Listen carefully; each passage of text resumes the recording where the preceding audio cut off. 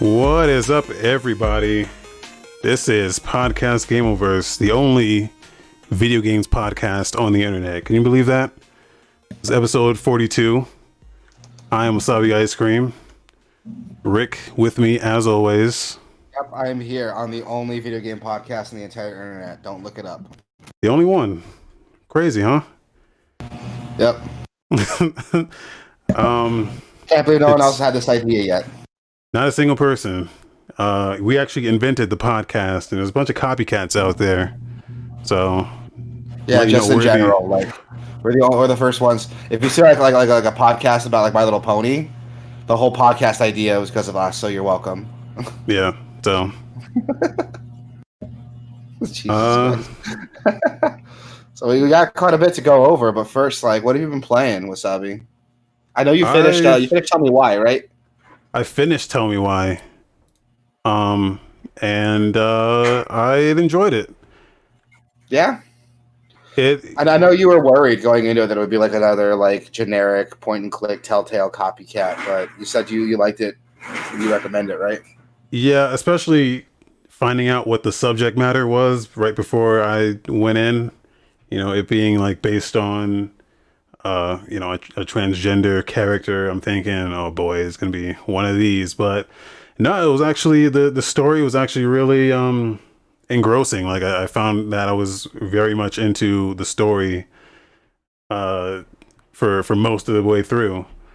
And towards the end, yeah, it wraps up really nicely, I think. Actually, so you get choices throughout these games, and the end choice, the crucial choice at the very end of the game is always like, it's always like an obvious thing. Like, okay, obviously we're all going to pick this one. No one's going to pick the other one because we've been trudging through this game for hours and you'd be dumb to choose the dumb answer. But in this game, it was actually, that end choice was actually like, oh man, we can do this or we can do this. Both of them seem pretty good. And I actually had a metagame going with this, because you know how at the end of every episode, even with like Life is Strange and all the Telltale stuff like that, they always tell you the percentage of what players chose. So you'd be like, you and 87% of people chose this. What I was trying to do was choose the answers that I would think no one would ever choose. I was trying to like choose the opposite of what everyone else is doing, but it doesn't tell you. It doesn't tell you what everyone else chose while you're playing. So I was trying to guess, like, oh, I bet everyone chose this, so yeah, I'm going to choose against that. And there's an obvious relationship character that they try to push you towards. Yeah. And yeah, I blue balled the fuck out of that guy. And then yeah, at the end it was like, you and 3% of people chose this. I was like, yep, there we go. But I actually fucked up at the end. I fucked up the last choice. I picked the popular one. But yeah, it's really good. It's free on Game Pass. So that's really good. I'm glad you liked it. I know you were kind of like iffy about it, but I'm glad the game brought it home, man. Yeah. I might check it out now. I'm playing so many fucking games. Speaking of which, I bit the bullet. It was on sale. I had some gift cards, so I picked up Borderlands 3. Yeah, don't be ashamed. And it's not bad, actually. I was surprised. Like, characters need to shut the fuck up. Like, that's the first thing. Exactly. That's what I was saying, man. Yeah, characters need to shut up. But the game is pretty solid, man. Like, it's just like it's more reformed from what we've had in previous Borderlands games, so it feels a lot tighter. I feel like they've worked out a lot of the kinks from older games. The progression system's really good. I love the variety it gives you in the skill trees, and it can change everything down to even the ultimate you're using and how it functions. It's really, really good. Like as a Diablo player, like there's a lot of like fun I'm having with how I set up my skills and my build. And I'm surprised, man. I'm having a lot of fun with it. It's on sale on Steam right now for like $30. I recommend picking it up. The season pass is still like $50, so that sucks, but it's a solid game, man. I recommend it. I liked it a lot. The only thing I wish they did with that game is I wish they didn't just stick to what they did in the past 3 games. Like I wish they kind of revamped shit. Like that whole landscape has changed for that type of game, for the looter shooter genre. Like when you compare it to the Destinies and the Divisions and the Anthems, even it's like the whole landscape has changed. To go back to what those Borderlands games have been for the past 3 games, it's a little boring in like the moment to moment gameplay, but the variety of guns just keeps it like I just love picking up a new gun and it's like, yeah, this one shoots explosives when you reload, and it's like, what? Or like this one shoots poison gas clouds, and you're like, oh, this is crazy. Like every gun is different every time you pick one up. So, but then you always get to the point where it's like you pick up one gun and it's like, oh, this is clearly better than everything I've ever seen and everything I will see for the next 5 hours. So you really latch on to like to a certain gun once you get to a certain point. But so it's still that. What I want to see if they make another Borderlands.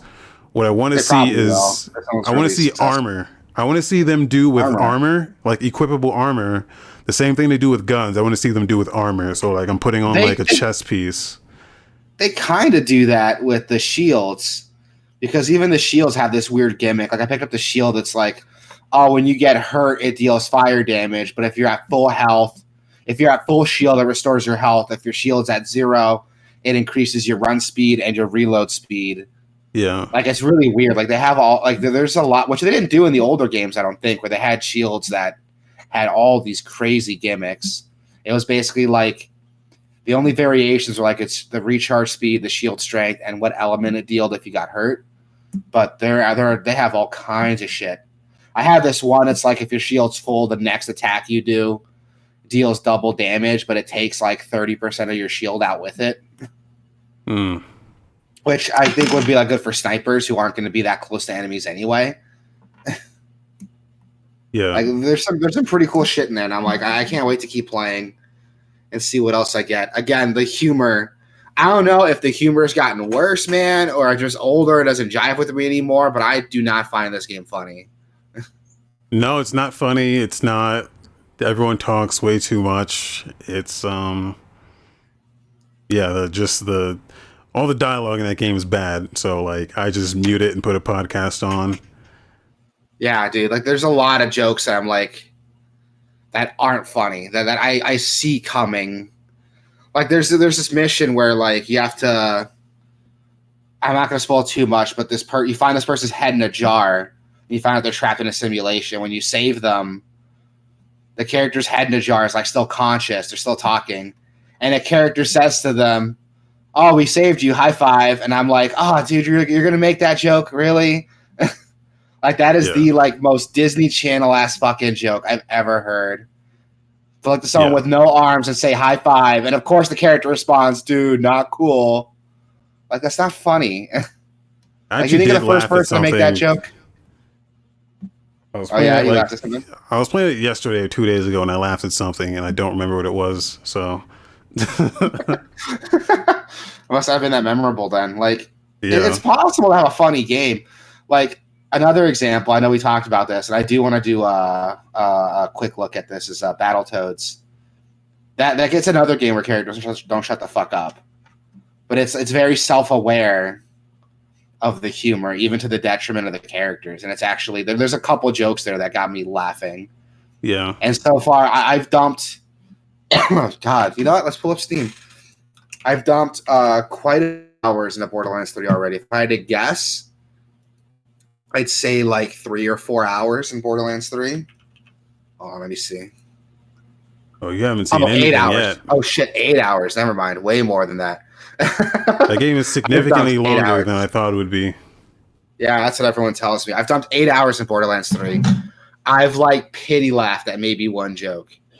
I've played Battletoads for I want to say like 2 hours, 3 hours, and I've laughed almost consistently at that game. So just to kind of show you, like the humor's not there, but the gameplay is good. That's my review on it. The humor's bad. Again, I don't know if the writing's just gotten worse or if I'm just older and I don't find that kind of humor funny anymore, but I don't know. Little column A, little column B. Yeah, maybe. It's a fun game, though. It's a really fun game. I recommend it. And I might pick up the DLC if it goes on sale later because I want to play that extra content. I just hate like how expensive it is. Oh my god, it's like a whole other game. I'm gonna pay more for the DLC than I did for the base game. But whatever. I don't know. I've also been playing Final Fantasy VII. I got it on my Switch, the original Final Fantasy VII. I got it on my Switch. I've never played it before. And I'm surprisingly having a lot more fun than I expected with that game. The story's really good. I knew the whole story just based off like, pop culture references, but it's really cool to like actually play it through and see like what everyone's talking about. Yeah. And it's aged surprisingly well. Like gameplay wise, it's aged surprisingly well in terms of like turn-based RPGs, especially now since you can buy most new versions of the game come with like a speed up function, so you can literally fast forward through the game. So if you're grinding, you can fast forward the game and knock out like an hour and a half of grinding in like 20 minutes. Yeah, that's a good feature to have too. That's a great feature, and I think that's why I'm enjoying the game a lot more than I expected to enjoy it. But I've also been playing a Final Fantasy game. Oh yeah, which one? But it's not. It's not a good one. It's not a good one though. It's Final Fantasy Mystic Quest on the Super Nintendo. Oh yeah. I don't know. I like that game because it's dumb. Like every time something dumb happens, the main character turns around and looks at the camera and like does this like shrugging animation, like oh well, and then like it's a bad game, but I like it because it has it's Final Fantasy. It's a Final Fantasy game they made for dumb Americans. Yeah, that's what I heard. Yeah, it's like Final Fantasy Light. Yeah, so like there's a like you level up really fast. I think there's only like one playable character, right? Yeah, well, there's no random battles. There's two. Okay. Well, you get up to two, but you usually have your one main character, and then you run into at most one other character as you go, and they'll join your party. I gotcha. They have an auto battle feature, so whoever else is in your party is set to auto by default, and they always do the dumbest shit. So luckily you can set them to manual and just do stuff with them. But it has a jump button. You can like you can chop down like every weapon. So there's like an overworld, and as you explore the overworld, you can all your weapons do things in the overworld. So like you'll find bombs, and then you can bomb. There's bombable walls. It's kind of like Zelda, like a little bit, but there's bombable walls. Once you find the bombs, you can bomb the walls. You find an axe where you can cut down trees. Your like sword does like a thrusting motion. You can hit buttons with it. You can jump, so you can jump over like one square of a thing. It's really cool because it's different than most other Final Fantasy games. It's basically not a Final Fantasy game, but the thing is that it came out before like Final Fantasy and RPGs in general were like a staple in the US. So like Japan was like, oh, how do we like break into that market? Like, oh, let's release a game that's like half Zelda, half Final Fantasy. Yeah. And I don't know, people hate that game, but like I really like it. Correction, Final Fantasy fans hate that game. And I think that's the key point there. I've not met a single other person who enjoys that game, but really. But I mean, it's not the worst game in the world. We can do better. It's definitely not the worst game in the world. You can do better, but you can do a lot worse too, especially on the SNES. Yeah. Yeah, I've also been playing. You that on original hardware, or you've been emulating? No, I've got that. That's on my China. That's on my China Boy XL. So, Good shit. Good uh, shit. my Retroid Pocket. Yeah, I talked about that last week. Yeah, you did. It's a really good device. So I've been retro gaming on that, getting retro achievements. So, and that game has them. So, I got a code. I got a review copy of this game called Johnny Rocket. I've never heard of that game. Well, you probably not. You definitely have not heard of it. Um, it's by the Restless Core. Actually, I think it's by someone else. Restless Core is just publishing it, but it's a side-scrolling sketch. Like everything's all freehand drawn sketch, so it's all just black and white with like sketch characters. I really like the look of it. Oh yeah. Let me pull it up here. Have you played it on stream yet, or? No, the embargo. They said the embargo's today, so I can actually talk about it now. Good shit. It's look, I'm gonna be honest here. It's not a very good game, and I'm actually a little confused because so it's launching on PC and Xbox today, but when I looked at it on Steam, it's $10 on Steam, and it was out for It came out 2 years ago on Steam for $10. Yo, what? It's $5 on the Microsoft Store, and the game's not very good. Yeah, it's there's like the- reviews on the Steam store from like October of 2018. Yeah. But I like the look of it though. Like I like when these like hand drawn like comic type characters.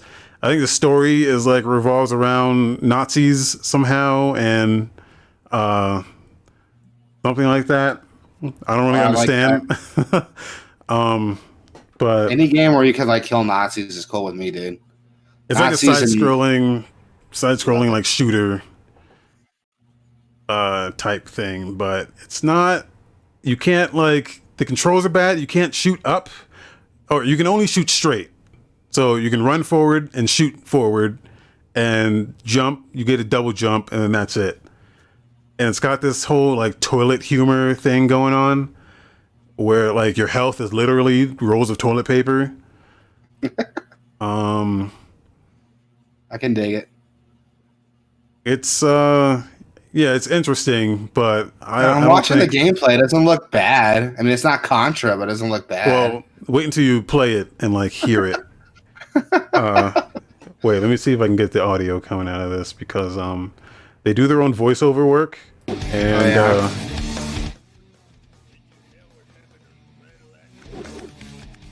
I don't know if you heard that. There was some voice work right there. I did not hear that. If you could rewind it.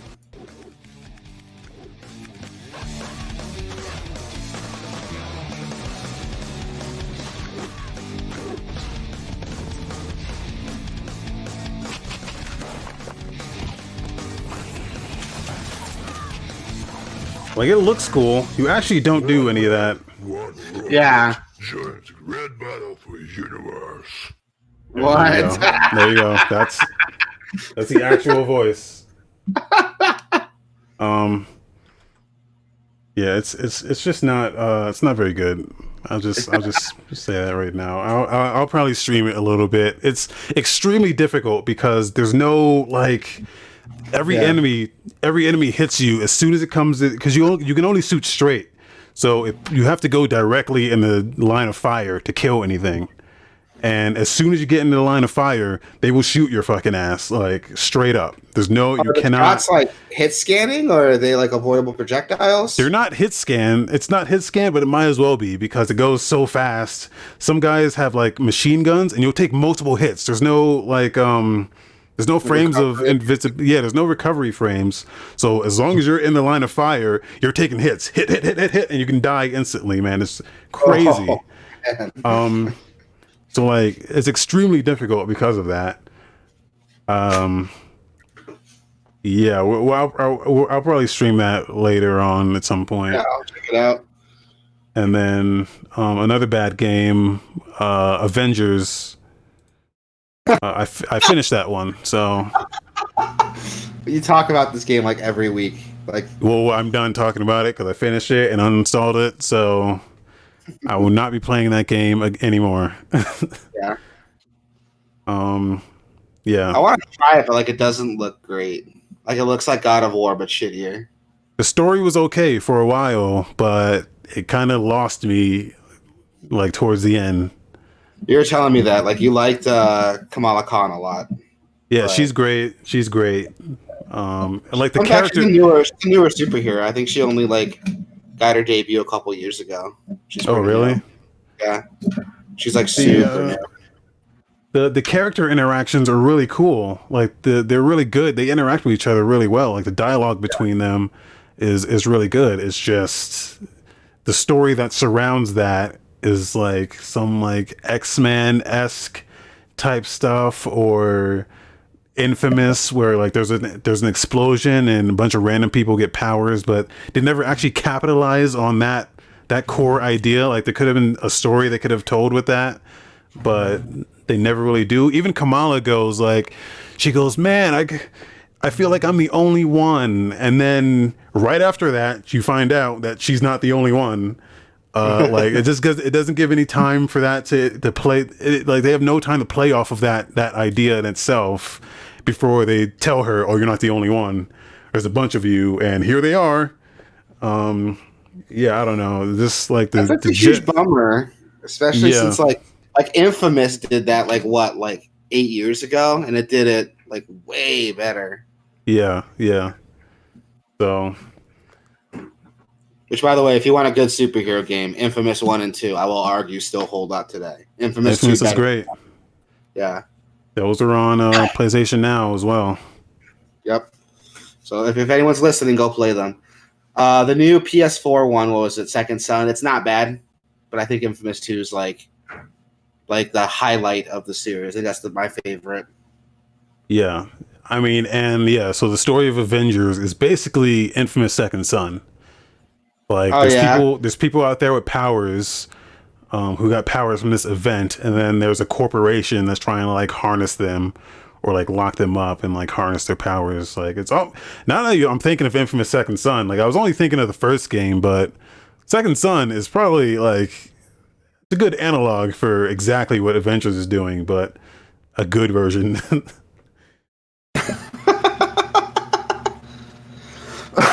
Oh my god. Oh, that's funny. Okay, there you go, everybody. Don't play Avengers, play Infamous. You can get Second Son for like $10. It's cheap as hell now. It was a PS4 Yeah. launch title, so it's Yeah. not expensive. The expansion, honestly, the expansion probably costs more than the base game does. Just Yeah, because of how cheap it is.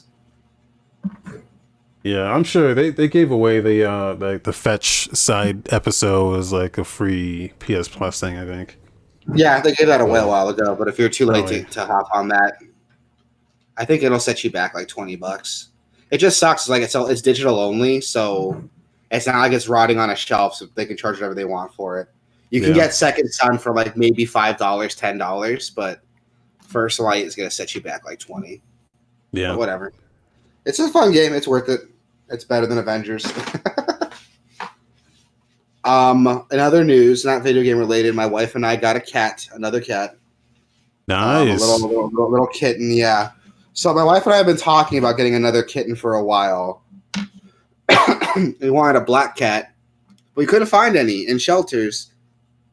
And we found out from another friend of ours that like shelters put like an adoption freeze on black cats between September and October.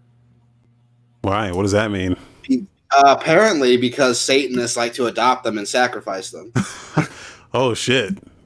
Yeah, and it's like a big enough problem that most, not all, but most animal shelters put a freeze on adopting black cats between September and October. Shit, I didn't know that at all. What the fuck? Yeah, it kind of fucked me up. Like, which I did some research on. It's a thing. It definitely happens. which is funny because like I did some digging on the statistics. Like around the most of the year, black cats, because of superstition, are the like least adopted breed of cat in animal shelters. So they have the highest kill rate. But those numbers like multiply by like 10 between September and October, and it's because of that. And it's not just Satanists; it's like anyone who's like superstitious will like adopt black cats and like sacrifice them between those months. And it's shitty. Crazy. So yeah, it's fucking nuts. I didn't know that. And a friend of my wife's like actually had a black cat, and it had like kittens, and she was giving her away. So we were like, yeah, we'll take her. It's cheaper than like adopting one. So I don't want to have to wait till like November to do it. And Taro's here like, what the fuck? Like, yeah, that's what I thought, dude. It fucked me up when I heard that. Yeah, my old family cat, my old childhood cat was a black cat, man. It used to spook us at night because it would just be creeping around and had these green glowing eyes. It's like, what the fuck is that in the corner? Oh, it's just a cat. That's what's wrong with this little one. She's not a total black cat. She's like a black calico cat. So she has like spots of like white and brown around her. Yeah. She's super tiny. She's a kitten. I could like hold her in my hand. Like one hand, she fits in the palm of my hand. She's super small. But she's cute. My wife likes her. Man, what is up with like superstitions? Like, I never understood superstition, like, especially the black cat one, because that's like one of the real dumb ones. Like, there's ones that make a little bit more sense than that. Like, are you not gonna walk under a ladder? You're not gonna open an umbrella inside, or like, what are the other dumb ones? Breaking a mirror is another dumb one. Breaking a mirror. Spilling salt is another dumb one. God, there's so many like dumb superstition. What else is there? I don't know. I'm not like a fucking expert on this. Yeah. But yeah, it's fucked up. So I'm glad we got her. She's cute as hell. She's sleeping right now. She likes to hide under my desk, so I put her bed there. And she's cute as hell. I'm glad we got her. The dog can't stop fucking with her though, so that's a thing I got to deal with. Oh yeah. Well, the problem is that my dog's like super playful, so she wants to like play with her like she's like a full size like dog. So she like fucking picks her up and tries to like roll her onto her back, and I'm like, dude, you can't do that. She's a baby. That'd be like if I went over to like. That'd be like if a friend of mine had a baby, and I was like, "Oh, I want to play with the baby." And I started wrestling with it, like a newborn baby. Like it makes you uncomfortable. Then a power bomb, like, no, we're just playing. Exactly. And I can't be that mad. She doesn't know what she's doing wrong. She's like, "What? I'm just playing." But I see her like put her mouth on her, and I'm like, don't do that. Don't do that. Don't put it in your mouth. Don't put it in your mouth. Did you play anything else? Any other games happen? Not really, man. I've been so busy. With work. Like, because of COVID, we're getting a huge influx of calls, so I've just been super busy. Yeah. I work a lot longer than I was planning, and we're planning to go back to the office soon, so that's been a fucking nightmare. So nothing else, just just Final Fantasy, and recently, when I say recently, I mean like I bought the game yesterday, Borderlands 3. Yeah. Actually, I did load up a little bit of Diabolical. Oh yeah? I did play that after we finished the stream. What did you think of it? I loaded up one. Okay, so first of all, it's not as much of Unreal as I would have liked it to be. It is definitely more of a Quake. It even has the Quake sounds. So I was not as much of a Quake guy as I was Unreal. So, but I did dabble in a little bit of Quake 3. So it was going to take me a while to get my training wheels off again, because I went into one match. So also you can't do custom matches, or you can, but not fully custom. Like, you can't they have a playlist where you can load up for a insta-jib, like an insta-kill rifle match. Yeah. But you can't set up a custom match with that in it. Like, you can't set that up in a custom match. So I'm sure it'll come later. The game just came out, so I'm sure it'll be a thing later. Because that was the first thing I looked for was insta-jib low gravity to get it going, man. That's what I want. But I did load up an insta-jib match, and boy, am I bad at that game. Yeah, dude, Boy, I got my ass kicked. Like, I would consistently, because the games have a pretty like high number of players. It's like what, like Yeah, I think like 10 to 16, depending on the game match. Like, yeah. I would consistently score in like the top 4 or 5. So I thought, oh, I'm not that bad at the game. And I'd look at like, I'd be at like 5 with like 17 kills, and like number 4 would be like at 30. And then it'd be like 30, like 40 and 50. And I'm like, oh my God, I am awful. Hey man, at least you had numbers on the board, dude. I was on the bottom. Yeah. Bottom tier, dude. Just sucking, man. It was bad. I had to quit. I was like, I'm bad at this game. Did you run through the tutorial, or did you just go straight in the game? I did the tutorial, but I don't feel like the tutorial was I mean, it's telling you stuff you already know about. Like, if you play shooters, you already know this stuff. Yeah. So it wasn't anything. It was just, dude, my skill with the mouse and keyboard, man. You know, I play with controllers on PC typically. You know, as God intended. So when I go online in these types of games, I'm just getting my ass handed to me, dude. Yeah, I play shooters exclusively with the mouse and keyboard, so that's probably why I fared a little bit better than you did. But now, the game's fucking ruthless. Like, players are ruthless, and it's only going to get worse, man. Because like I'm sure the game, it just came out when I played it, so a lot of players, I'm sure, were like trying it out for free, and I know most of them are probably going to drop it because of how ruthless it is. Yeah. So I'm pretty sure, like, if I drop back into it now, it's going to be nothing but good players. I'm going to get my ass kicked. Like, those dudes that were dominating, like, the 30s and 50s, that's going to be, like, the whole roster. Wow, I just searched this game on YouTube, and the old boy Fatality has videos up on it. Crazy. Oh, God, I wish I was that good at this game. Like, that's the kind of game I want to be good at, dude. Like, it's so much fun, and the competitive scene is, like, a blast. And, like, the fucking, like, I don't know what it is, dude, because, like, I play a lot of... Like, I can't stand Call of Duty. Like, I don't think Call of Duty's fun, but this is, like... This is something else. I don't know why. Yeah, it for me, it depends on the Call of Duty. Like, I really liked Advanced Warfare. Oh yeah, just because of the movement options. That was the game where it had like jetpacks, and you can like triple jump and wall run. And then people came out and was like, "Dude, this is fucked up." Well, they didn't do it again because the core Call of Duty fans was like, "This is bullshit. We hate the future shit." And then they took it out. I remember that. There's this huge campaign. It was like, "We want boots on the ground, Call of Duty." Yeah. Like, oh, I'm sorry they're trying to make a shitty game more fun. You can't. You have the same formula for 10 fucking years. I'm sorry they're trying to change it up. And I heard that was like a lot of people's like favorite. Like a lot of people who like aren't like the core demographic. Like that was like their favorite. It's the last good Call of Duty, in my opinion. The last good one. Well, when it comes to the multiplayer, I think like Infinite Warfare's story was pretty good, actually.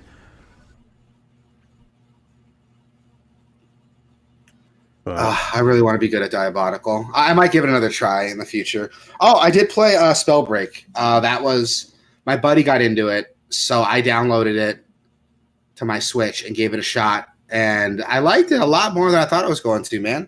So here's what I found out about that game, which I don't know if you know, but so a lot of people are loading that game up and going, "Man, dude, I won my first 3 games, man. I'm fucking so good at this game."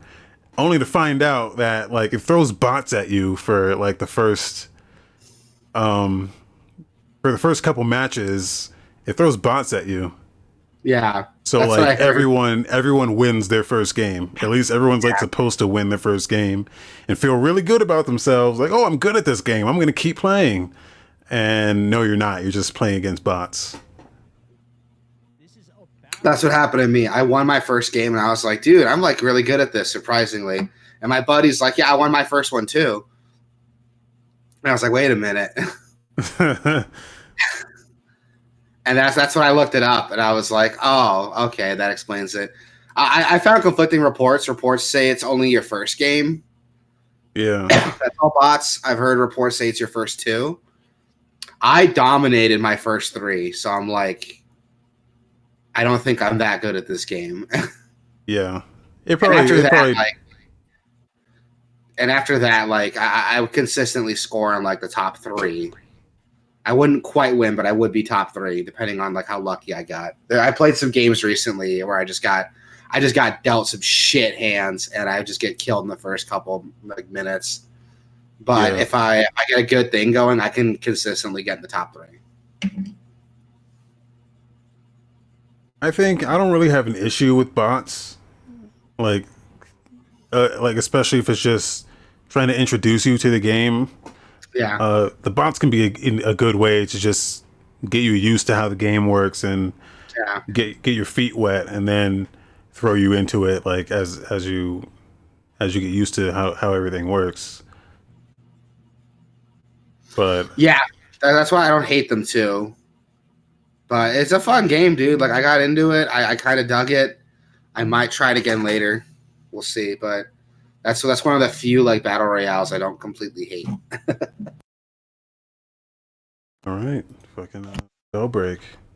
I haven't tried it yet, but It's not bad. It's pretty fun. Download it. I'm not a battle royale guy, man. Like, well, like I say, like every time, you know, a Tetris 99 or a Fall Guys comes out, I'm like, yeah, that's the kind of shit I want to see from battle royale.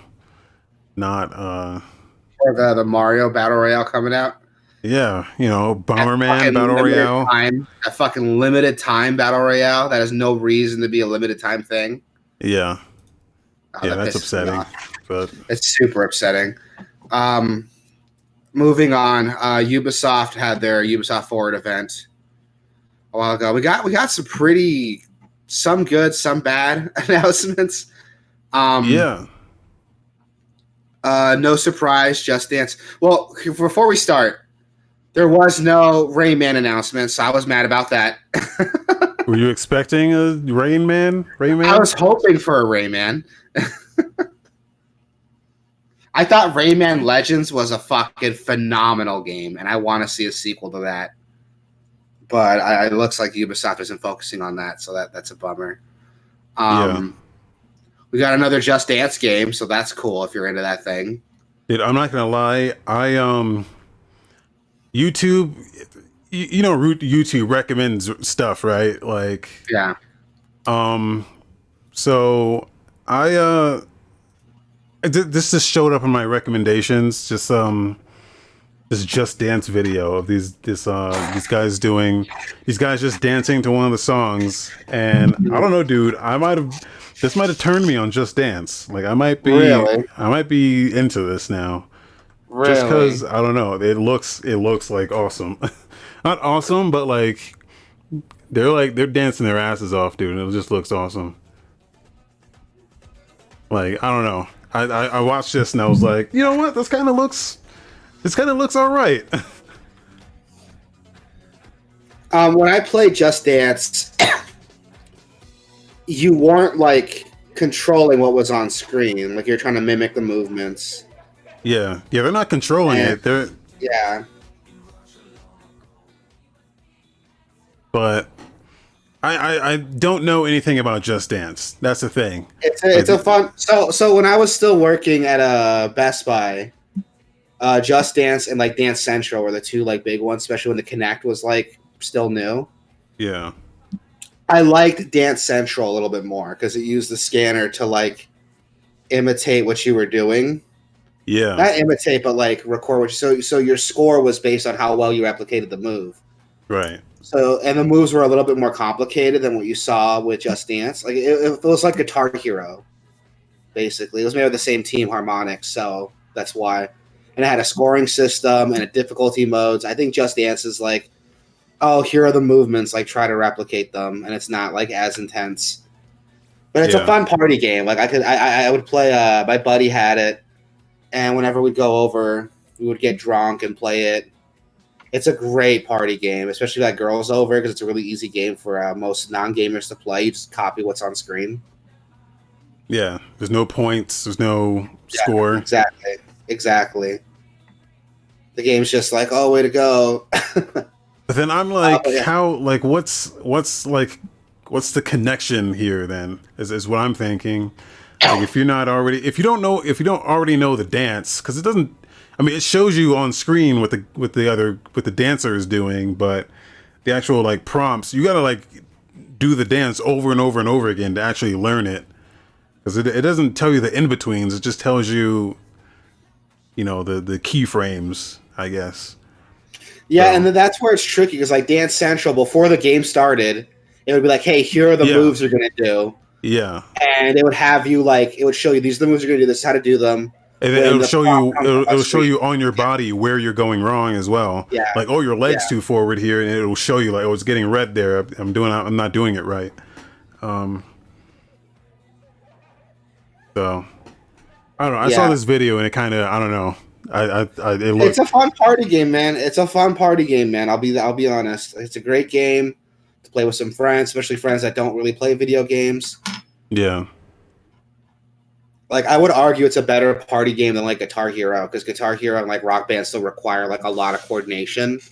Yeah. But this, it's like, can you move your body around? Yeah, cool. You can play this game.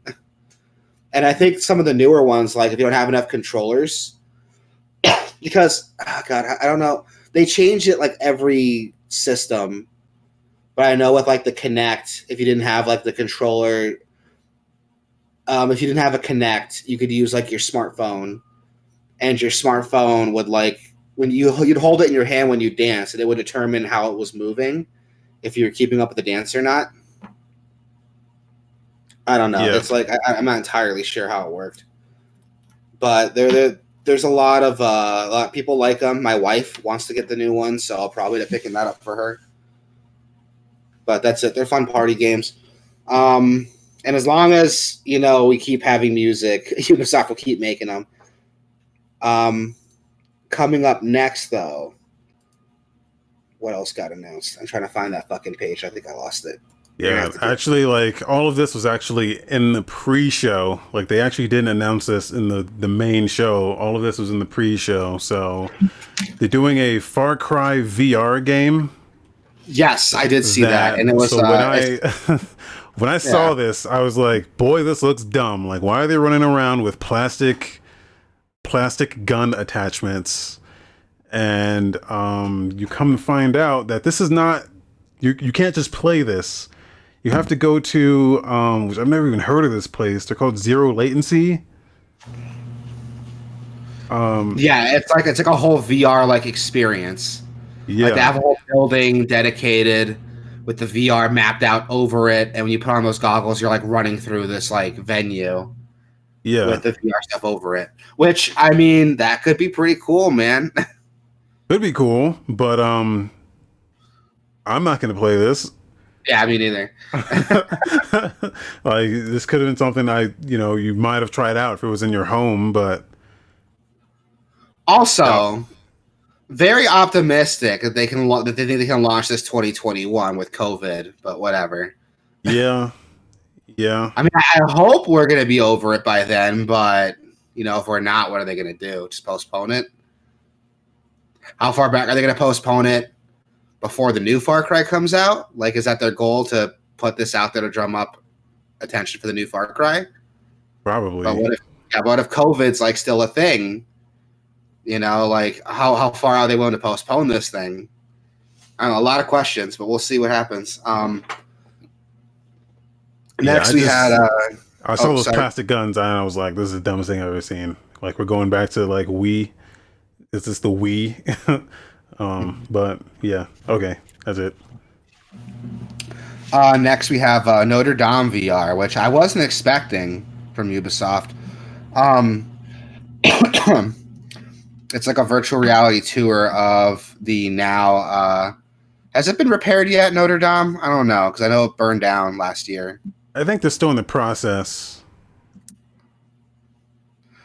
Which is crazy to me because, like, if you remember years ago with Assassin's Creed Unity, Yeah. like they were boasting that they had mapped out Notre Dame like one. Well, actually, that's what they're doing in this. So this is using Assassin's Creed assets, even like the NPCs and like the streets and stuff. You can walk down and yeah, it's cool. I figured that must have been where they got it from because I know like when Unity was coming out, excuse me, their big like thing was like, oh, we mapped out Notre Dame like 1-to-1. Yeah.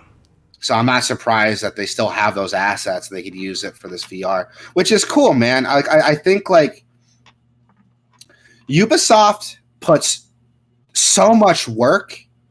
Like, say what you want about Ubisoft, when they make an Assassin's Creed game, they put so much work into historical accuracy. Like, it's crazy. So much to the point where, like, I don't know if you remember when Assassin's Creed Origins came out, they had like an education mode where you weren't fighting things, you weren't killing things, you're just walking around and learning about ancient Egypt. Yeah. And they gave it out like, I can't remember if they gave it out to free for schools or like a discounted price. And like that's crazy to me. Like that's really cool to see them doing that. And good on you, Ubisoft. Good on you for doing something cool like that. Yeah, they're doing one thing cool. Yeah. I feel like they always have something in their. They always have something in their back pocket that they can just pull out whenever something happens. Whenever their name's in the mud, they just pull something out their back pocket. But no, look what we're doing for these guys. Oh, look what we're doing for Black Lives Matter. I mean, what mud are they in right now? They have to like drop this. Dude, they've only done 2 of these Ubisoft Forward shows. This is the second one. Yeah. And before each one of these, Yves Guillermo has to come out and put out a whole thing that says, oh, we're sorry. We've learned from our mistakes. We're not going to do this again. Trust us, we've learned. Oh yeah, I hate those like half-ass apologies that they don't acknowledge what they're apologizing about. But they've done it. They did it again. They only had 2 of these, and they've done it twice. Like, are they going to do it every time? Every time they do one of these, they're going to come out with we're sorry. Hey, that thing we did, we're sorry about that. But here's some games. Like, it just runs extremely hollow to me. Like, they're just pulling this shit out their back pocket. Like, no, you don't understand.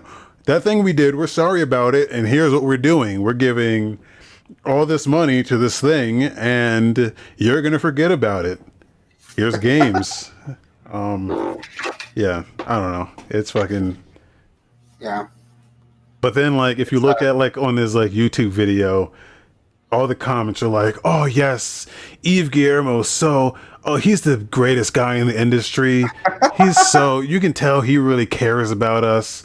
Oh, he looks super upset. He's really upset at these guys. You know that he's gonna make some changes. But I'm like, are you just dumb? He did this already 2 months ago. That was only 2 months ago. 2 months ago, he put out a whole thing. It was like, hey, we're making some changes. I remember what controversy there was. There was just a bunch of allegations came out. Right. Yeah, I remember the unequal treatment and sexual harassment allegations. Yeah. I remember those. Yeah. And then fucking same goddamn thing here. The day before Ubisoft Forward went up, he came out and made this video like, we're sorry. So I don't know. I think they're masters of manipulation and no one knows but me. No one sees it but me.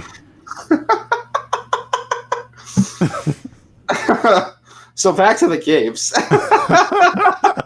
We have another VR game, Agos, A Game of Space, which looks really interesting. Yeah, it looks hard cool to come back from that. But yeah, it looks like it's a cool space exploration game, kind of like not dissimilar to No Man's Sky, but You travel around space, you mine for resources, but it's all done in VR, and it actually looks pretty cool. The VR controls are really neat. I like what they're doing with it. Yeah, it's supposed to be more realistic, like a Kerbal Space Program, but you're actually exploring space and not just, shooting off into. They haven't shown you landing on anything yet. So I don't know if you can actually like land and like walk around, but it does look cool. I'm a sucker for like space exploration stuff. So I know. This is cool. What else we got? So this one I couldn't find anything on. Karma, a cooperative side-scrolling puzzle platformer, an MMO. Yeah, side-scrolling puzzle platformer. So this guy comes out from Pasta Games.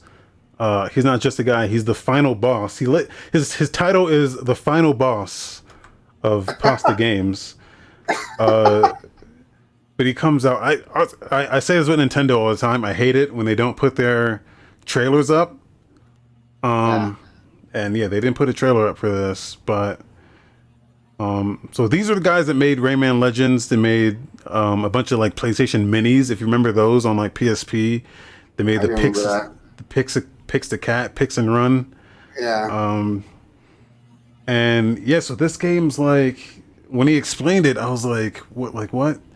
But it's a cooperative MMO where you and a bunch of other players have to cooperate to like get through a bunch of like platforming and puzzle scenarios. It's really cool. I really like that. I really like that.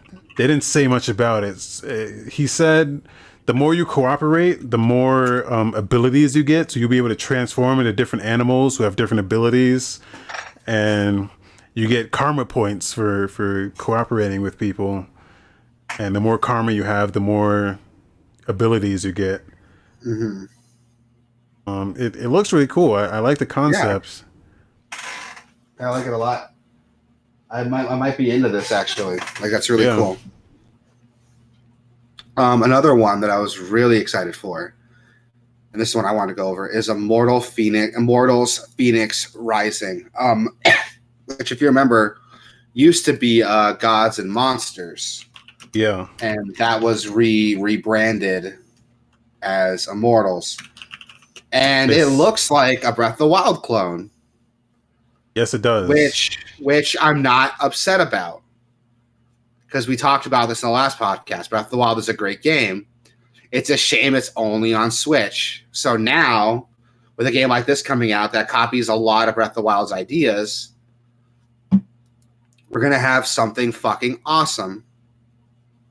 Yeah, it even does like the shrines. I forget what they call it in this game, but you know how the shrines are like a bunch of just puzzles scattered around. They have their idea of that as well, but it seems like they're more significant in this. Like they're actually like puzzles instead of just, hey, I'm gonna just run in here and kill this one enemy that's in the shrine and get a thing. And the combat itself looks a little bit more engaging. It still looks pretty simple compared to like other action games, but it looks like there's a bit more depth in it than what we had in like Breath of the Wild. So that's really cool. I just hope the game like offers that same freedom Breath of the Wild does, kind of tackle puzzles and stuff their own way. There's a weird thing with this game. There's a weird thing with a couple of the Ubisoft games where the tone is weird. Like the tone doesn't match the gameplay. I said it a lot with Watch Dogs Legion. How like every time you get fucking whiplash because they'll show it like real cheesy and cornbally 1 second, and then get really serious the next second. You're like, whoa, like what's like your head just snapped because you just got whiplash. Yeah, like it's so weird. Like they'll show one trailer like, oh, you can play as the queen and like taser guys, and then the next trailer they're like, oh, the world is dying, security doesn't exist anymore. And it's up to you to take back everything. And it's like, dude, what the fuck are you trying to do? Like, this game has This game has a little bit of that because, like, it's super. This game is super cheesy, but it doesn't look like it's trying to be like a comedy game. So, like, the main character never speaks. silent protagonist type stuff, you know, like a Link, but like, so all the other characters like Cornbally, where they'll just like, they have real over animated motions and just super exaggerated facial animations, and they were like, yeah, it's real cheesy. You're supposed to give it, you know, a little chuckle. We like making funny games around here. So, and I'm like, don't try to make this a comedy. Like, looking at it with the audio off, you're like, oh, this is pretty epic. But then when you hear the audio and it's like the sounds everything makes is super cheesy. Yeah, like it's the audio does not match the visuals. You can't tell if it's trying to be like a really like serious like epic, or if it's trying to be like a silly kind of soft game. Yeah. I mean, we'll have to wait and see when it comes out. I'm probably going to be playing this, honestly. Like, I love me some Breath of the Wild, and I want more people to copy that. So I think the only like Breath of the Wild like copycats we see coming out are this and Genshin Impact. And there's another one. Impact's gonna be like a free-to-play like kind of thing, and I'm not excited for that. there's another like Craftopia, I think it's called. Oh, I heard about that one. Yeah, it's another one. But yeah, I don't know why all these games are coming out now, but I mean, it takes a long time to make a video game, but yeah, and it's coming out December 3rd, so you know it's gonna be right there for the holiday season. Fingers crossed, man. I mean, I don't want games to be bad. I hope it's a good game. I really do. Yeah, I'm sure it'll be fun. You know, yeah, it'll scratch that open world itch for sure. And in other news, and I'm kind of divided with this, is the Prince of Persia: Sands of Time remake. Yeah, I'm conflicted because I do like me some Prince of Persia. I think the second one, Two Thrones, is still a phenomenal fucking game. I never played the first one, but I dated this girl who like she got me into them, and she pretty much told me like the story of the first one. She's like, you don't have to play it; it's not as good as one. So I didn't play it. And I'm excited to see Prince of Persia getting that attention. I'm excited that it's a remake of the first game, so we're gonna get that first game kind of gameplay style. But what I'm not excited for,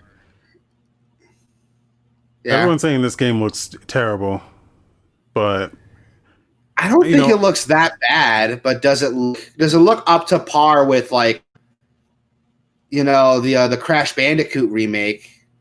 No, but it doesn't look bad. It doesn't look awful. I don't know why everyone thinks it looks this ugly game. Yeah.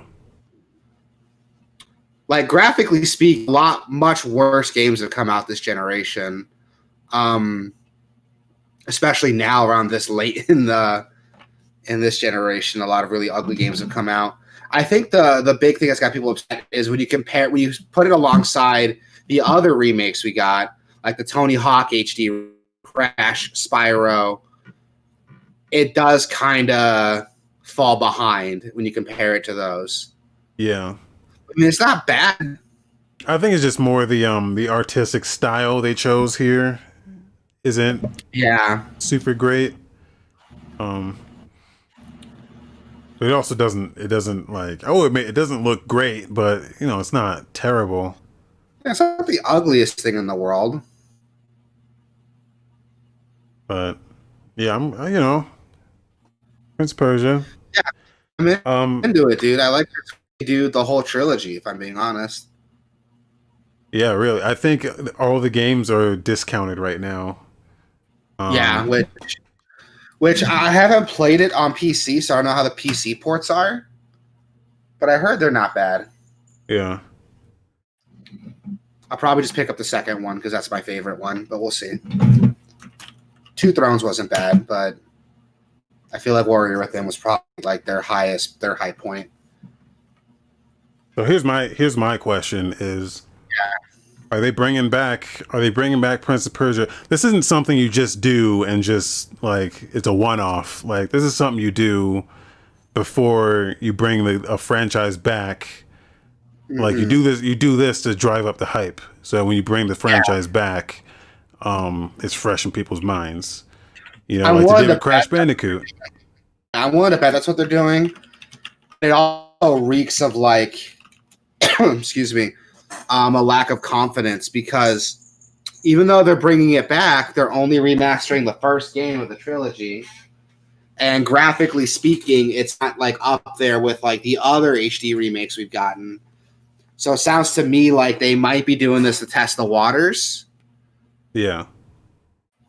Which if they are, that's fine. But I kind of wish they put some more effort into it. You know, if I wouldn't be as if it was the whole trilogy and it looked like that. You know.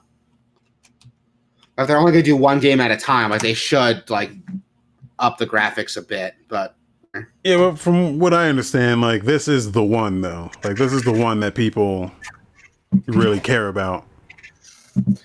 I honestly don't. I haven't played the first one, so maybe that's why. But I don't see why, dude. Like the second one's so good, and I'm not the only one. I talked to other people who are huge, like Prince of Persia fans, and they all agree that the second one's probably the best one. But we'll have to wait and see. Is there a price for the game yet? Because I don't know. I don't think so.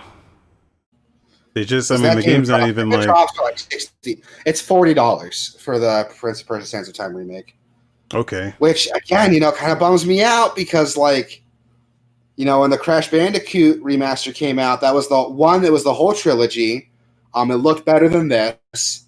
And they added some new content that was left on the room floor before the game. Like they repackaged it for the release.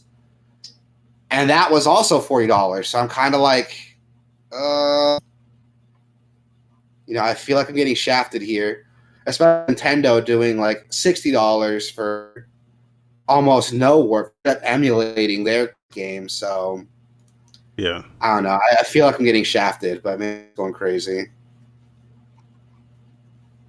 But I hope it's good. I really do. I hope it's good. I want Prince of Persia come back because I do like the games. Like it didn't work out with this girl, but the best thing to come out of that relationship was probably like me, Prince of Persia.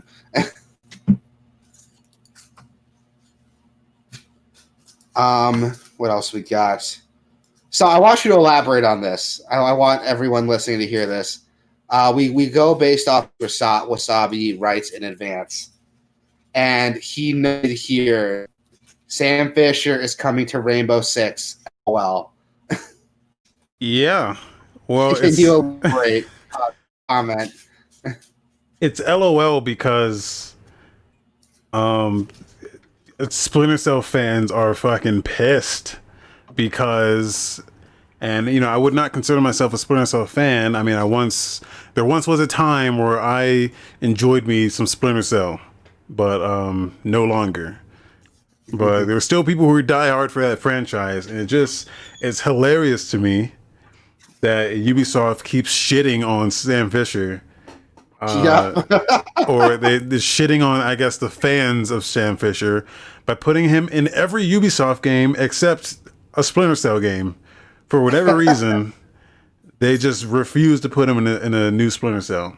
So, you know, I expect to see him in that Prince of Persia remake before I fucking see him in another Splinter Cell. Yeah, I can see the frustration to not put him in like a Splinter Cell proper game. I can see why people are frustrated, especially since the last game that came out was Splinter Cell Blacklist. And that was like 6 years ago, 5 years ago? Yeah. I remember J. Cole played that on Conan O'Brien's show. Oh, yeah? That's all I know about that game. I actually have that game and never played it, so. Oh, God. 2013, 7 years ago, that game came out. Boy. Oh, my good golly gosh. Yeah, I'd be pissed if I was like a Splinter Cell fan. Like, yeah. they had the Splinter Cell collection on the Ubisoft store like a couple years ago. It fucking sucks, dude. It sucks, okay? What are you talking about? Here's the thing, okay? So I'm gonna learn to you on some Splinter Cell here because, okay, those first 3 games, right? That's where I was a fan of Splinter Cell. But they put that collection, that HD collection out, and they fucked it up, dude. They fucked it up. You know how? Because in Pandora Tomorrow, there was a they added co-op and they added Mercs versus Spies. If y'all don't know if you remember Mercs versus Spies, but Mercs versus Spies was like an asymmetric competitive mode where you had there were 2 spies and 2 mercenaries, and it was PvP in that the spies had certain abilities, and the mercs had like guns and shit, and the mercs had to play in first person with guns, and the spies were in third person doing Sam Fisher shit, and it was one of the best fucking competitive modes in any game ever. Really? And then it also had a completely separate cooperative campaign that you can play with a friend. And dude, I played the fuck out of those modes, man, on Xbox Live. And they put out those HD collections and removed those modes. Removed them. As in, like, not there at all, whatsoever. And I'm like, what sense does this make? Zero, if you ask me. Now, So, I hear you. I'm going to let Yeah. you finish. But here's where I'm coming from. I did not buy an HD collection. This was like a collection of the games on PC. So I'm playing the original, quote unquote, PC release of Splinter Cell, Chaos Theory, Conviction, and Blacklist. Pandora's Tomorrow. Wait. I That's know. Here, let me finish. I know Conviction and Blacklist aren't like the classic Splinter Cell games, but keep in mind, Pandora Tomorrow never came out on PC, so I'm not missing out on anything. Man, that's fucked up, dude. Yeah. Man, it just sucks you cannot play those modes anymore, man. Like, man, that was some of the best Xbox Live gaming I've like had. Some of the best cooperative games I've ever played ever, man. Like, and you just can't get that anymore. It sucks. Like, it was just completely different from everything anything was doing at that time and anything's doing now. Like, there's just nothing like it anymore. Actually, I was wrong. Pandora Tomorrow did come out on Windows, but I'm not seeing it on the Ubisoft store. So I guess even Ubisoft doesn't give a shit about it. Man. Yeah, that game was lightning in a bottle, dude. Yeah. It really was. Like, and I'm not a huge fan of these Splinter Cell games, but those ones in particular were not so much the first game. That first game kind of sucks, but Pandora Tomorrow and the first game sucks. I'm not gonna sugarcoat it, man. That first game is shit. But those other two though, Pandora Tomorrow and Chaos Theory were just great, man. Everyone tells me to play Chaos Theory, so should I just skip the first one and just go right to Chaos Theory? Because I haven't played them. I've owned these games for years and never touched them. Yes, but only if it has the multiplayer is what I played, man. Like, actually, I don't think I touched the campaign at all. The single player. The multiplayer was just so good, man. Like, that was like the climax of Xbox Live, in my opinion. Was like Halo 2, Splinter Cell, Mercs vs. Spies. Yeah. I hear you, man. I mean, that's a huge bummer that you can't experience these games anymore. It's another game you can't experience anymore. Scott Pilgrim. How about that segue? And Scott Pilgrim versus the World, the game, is getting re-released. We're getting a complete edition with all the DLC. It's coming out for current gen systems. And I was surprised when they announced that trailer because, one, I didn't think I'd ever see this fucking game again. And two, that the game is 10 years old, dude. I can't believe that. Yeah. Like, I had to do some mental math here, and I was like, fuck, that game is 10 years old. Which, another fun fact about me, I am a huge Scott Pilgrim fan. I love the movie. I love the comics. I love the game. I own all the comics. Yeah, dude. I've read through all the comics. Okay, what is it about Scott Pilgrim that tickles your taint? A lot of it's the video game references. Like, it's the closest. How can I explain it? it's a video game ass world where people like it almost feels like they know they're in a video game. Yeah. Like I have this headcanon that like they're in a video game, or at least in like a world that operates on video game rules. But it's also Okay. really funny. Like it makes fun of like hipster culture and just general like indie rock culture. It's a funny, fun comic. And the comic itself goes into a lot more depth than the movie does. Like each comic is like the size of like a manga like book. Like they're huge. And each comic is based off of like each evil X. I Like think Taro, you can literally make a movie out of like every single book. Like that's how big it is. Well, maybe not a movie, but like an hour special for like each book. and Taro was asking if I saw the movie. I saw the movie. I just didn't. It was a good movie. That's all I got out of it. I played the game. It's a good game. That's all I got out of it. So I'm just I want to know what am I missing? What am I not getting from It's a fun story, especially since like when this story came out and I started reading the comics, I was kind of living that like 20-year-old like burnout like lifestyle. yeah. And that book did a lot to help me like do some self-reflection on my lifestyle because it doesn't glamorize it at all. It makes a lot of jokes about the fact that like Scott's like a 20-something burnout, but it also like kind of demonizes that lifestyle too. Because for me, And like this falls into the same it falls in the same camp as like a Napoleon Dynamite or a Juno. Like, it's kind of like that. It's one of those things like you either get it or you don't. yeah. Like it either jives with you or it doesn't. Like it's definitely one of those things. I mean, I like this way more than either of those movies, but um yeah, I didn't latch on to it like a lot of people did. Yeah. I latched onto it from the movie, and I watched the movie. I liked the movie a lot.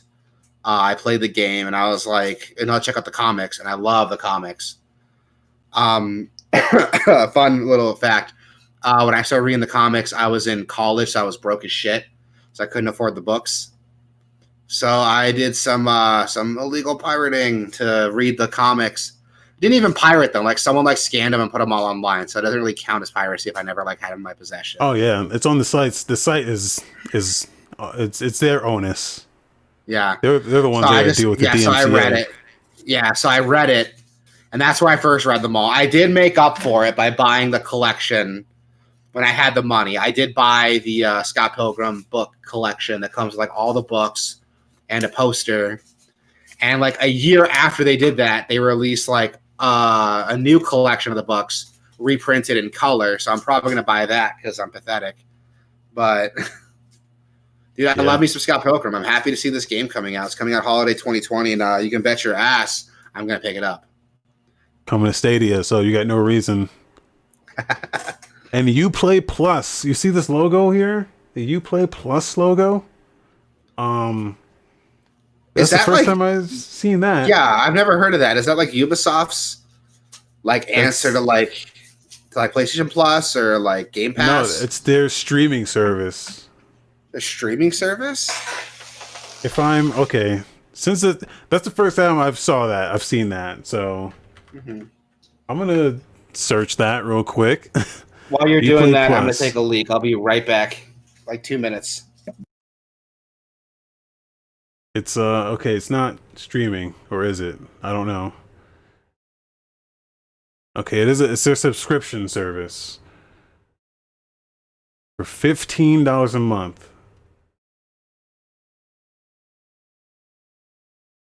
I could have sworn they did announce a streaming service as well, though. Maybe not. Yeah, it's just a subscription. Okay. Well, early access games too.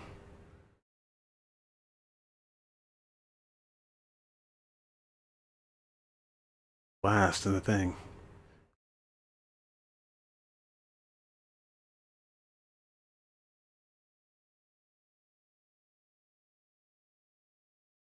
Might get absorbed by Microsoft next year into the game. Maybe that'd be nice because no one. I would love to see the numbers on this because they have not been pushing this at all. Like if I didn't notice that logo in the corner here, I would not. I would not have remembered that this was a thing. Even there, like if you go to the site, it doesn't even have a like I don't know if you see the like it doesn't even like throw like a title on the page. It just says sites -us _ Ubisoft site. Like it doesn't even have a proper title. And this is their website.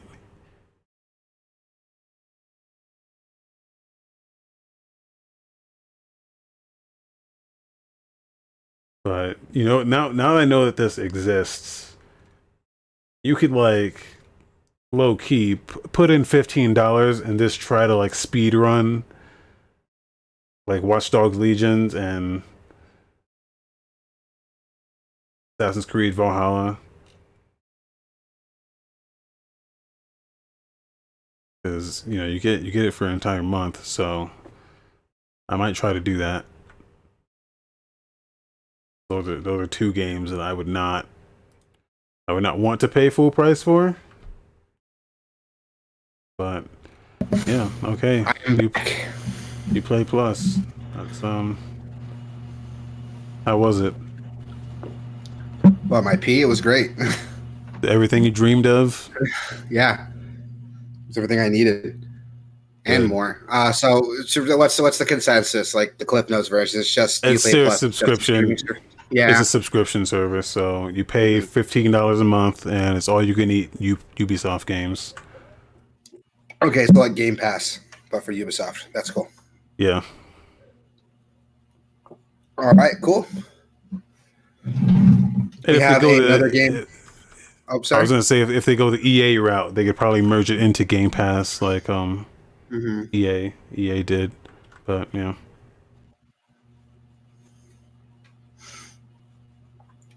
So we have another game coming out, which it's called Riders Republic. And it looks pretty cool, dude. Like, so it looks like Steep, but instead of just snow sports, and on top of like the snow sports and the wingsuit, you also have biking. And it looks like a lot of fun. Like, how can I word it? Like, it looks like Steep, but with a better multiplayer system, and it added biking to it on top of like snowboarding, skiing, and wingsuiting. Yeah, it looks like a spiritual successor to Steep, but with more stuff in it. And I need to play Steep. It was free on PS Plus. I don't know why I haven't played it yet. it's super cheap right now on PC, so I mean, I have it on PlayStation Plus. I can play it right now. Steep is cool. My problem with Steep though was that you couldn't get as crazy as I wanted you to get. Like, yeah, I'm looking at it as like it was like an SSX game. And I was gonna be doing like fucking. I was gonna like hop off the board and start doing the worm and shit. But that's not what that game was though. It was very much grounded in reality. There weren't like objectives to do per se. There was more of like, hey, I climbed this mountain and now I'm gonna jump off it and do it like a score challenge for my friends to do, or I'm gonna post a challenge here and just challenge people to kind of do better than me. It was more of like a social game than an actual like game, and that's what this game looks like again. I wouldn't say that. Like, the characters look crazy. I'm watching the game preview trailer. Well, yeah, there's like like characters weird, and like characters there's and outfits and shit like that. Like, yeah, that's Steep was the same thing. Like, you can get outfits and like put on like a Yeti suit and like ski down the mountain. Like, it was the same thing. Like, you could get like crazy outfits and stuff, but it wasn't like the game that was there wasn't as gamey as That's what as you much. wanted. Yeah, it wasn't as much of like, hey, like a Tony Hawk. It wasn't like a Tony Hawk where you're like skating up to a guy and it's like, hey, do a kickflip while eating this pizza, and like it was more like, hey, I climbed this mountain and now I'm gonna switch to my wingsuit and I'm gonna see how close to these cliffs I can get and then submit my score and see who can beat me, like type shit. I hear what you mean. I always like the more arcadey style sports games. You know, if a game doesn't take itself seriously, that's fine. I don't want to play a sports simulator. If I want to do that, I'd actually play sports. Yeah. This one looks like it's doing a lot of what Steep was doing, but it takes itself less seriously. Like from the game preview I was seeing, there's like a wingsuit with like rockets on it. So yeah, maybe it will let you do some of that stupid shit, but we'll have to wait and see. So far, I'm into it, dude. I don't hate it, and it's going to be coming on current and next-gen systems. It's set to release 25th of February, 2021. So keep an eye open. I mean, if you like Steep, you're probably going to buy this game anyway. If you didn't like Steep, it might offer something different enough to get you into it. Yeah, and it's got different stuff. This big thing that looked really cool is that they have like a 50-person like master race. Did you see that? No, I don't think so. At the very end of the game preview trailer, it's the second link you had in the chat. There's like this bike race with like 50 fucking people in it. And they're all wearing these, it looks like Fall Guys on bikes. Yeah, I like don't it's remember. At the very end. I want to say the last minute. Like you'll get to minute 4. You'll see it. Oh yeah.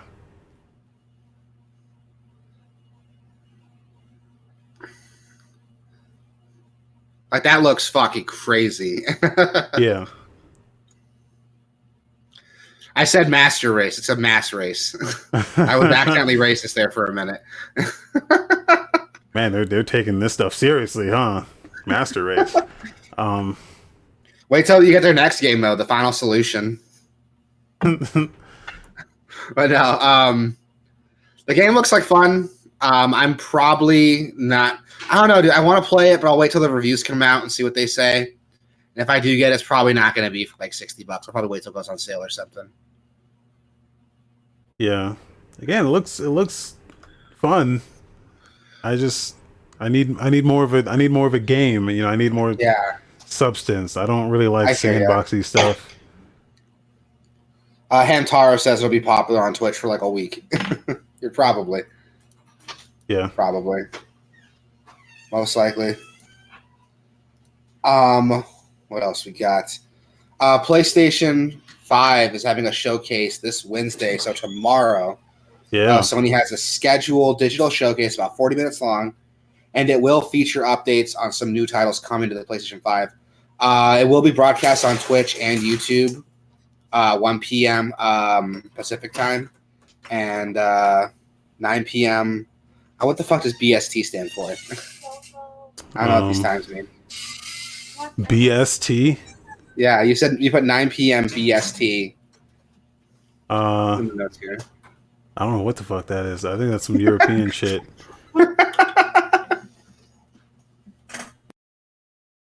don't know what that is. Berlin. BST. British. It's British? Okay. Yeah. Okay.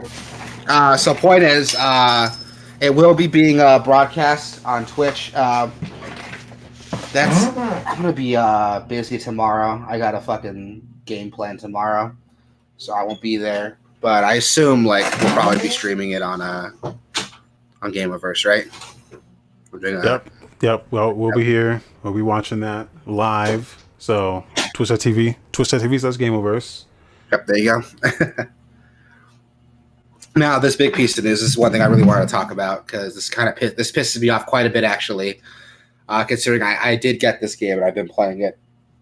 505 Games had announced quite a while ago that it was possible to upgrade control from your current gen system to next gen, with the caveat being you had to have the Ultimate Edition, was the only one that was going to transfer.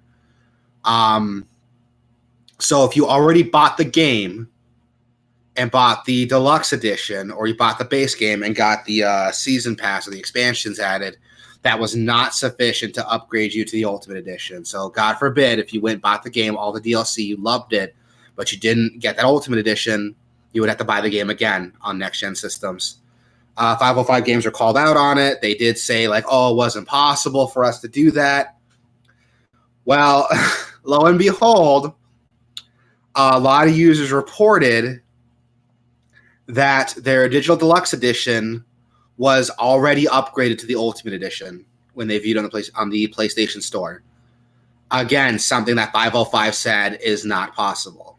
And immediately after this was reported on, the access had been revoked, even if they had already launched and downloaded the game.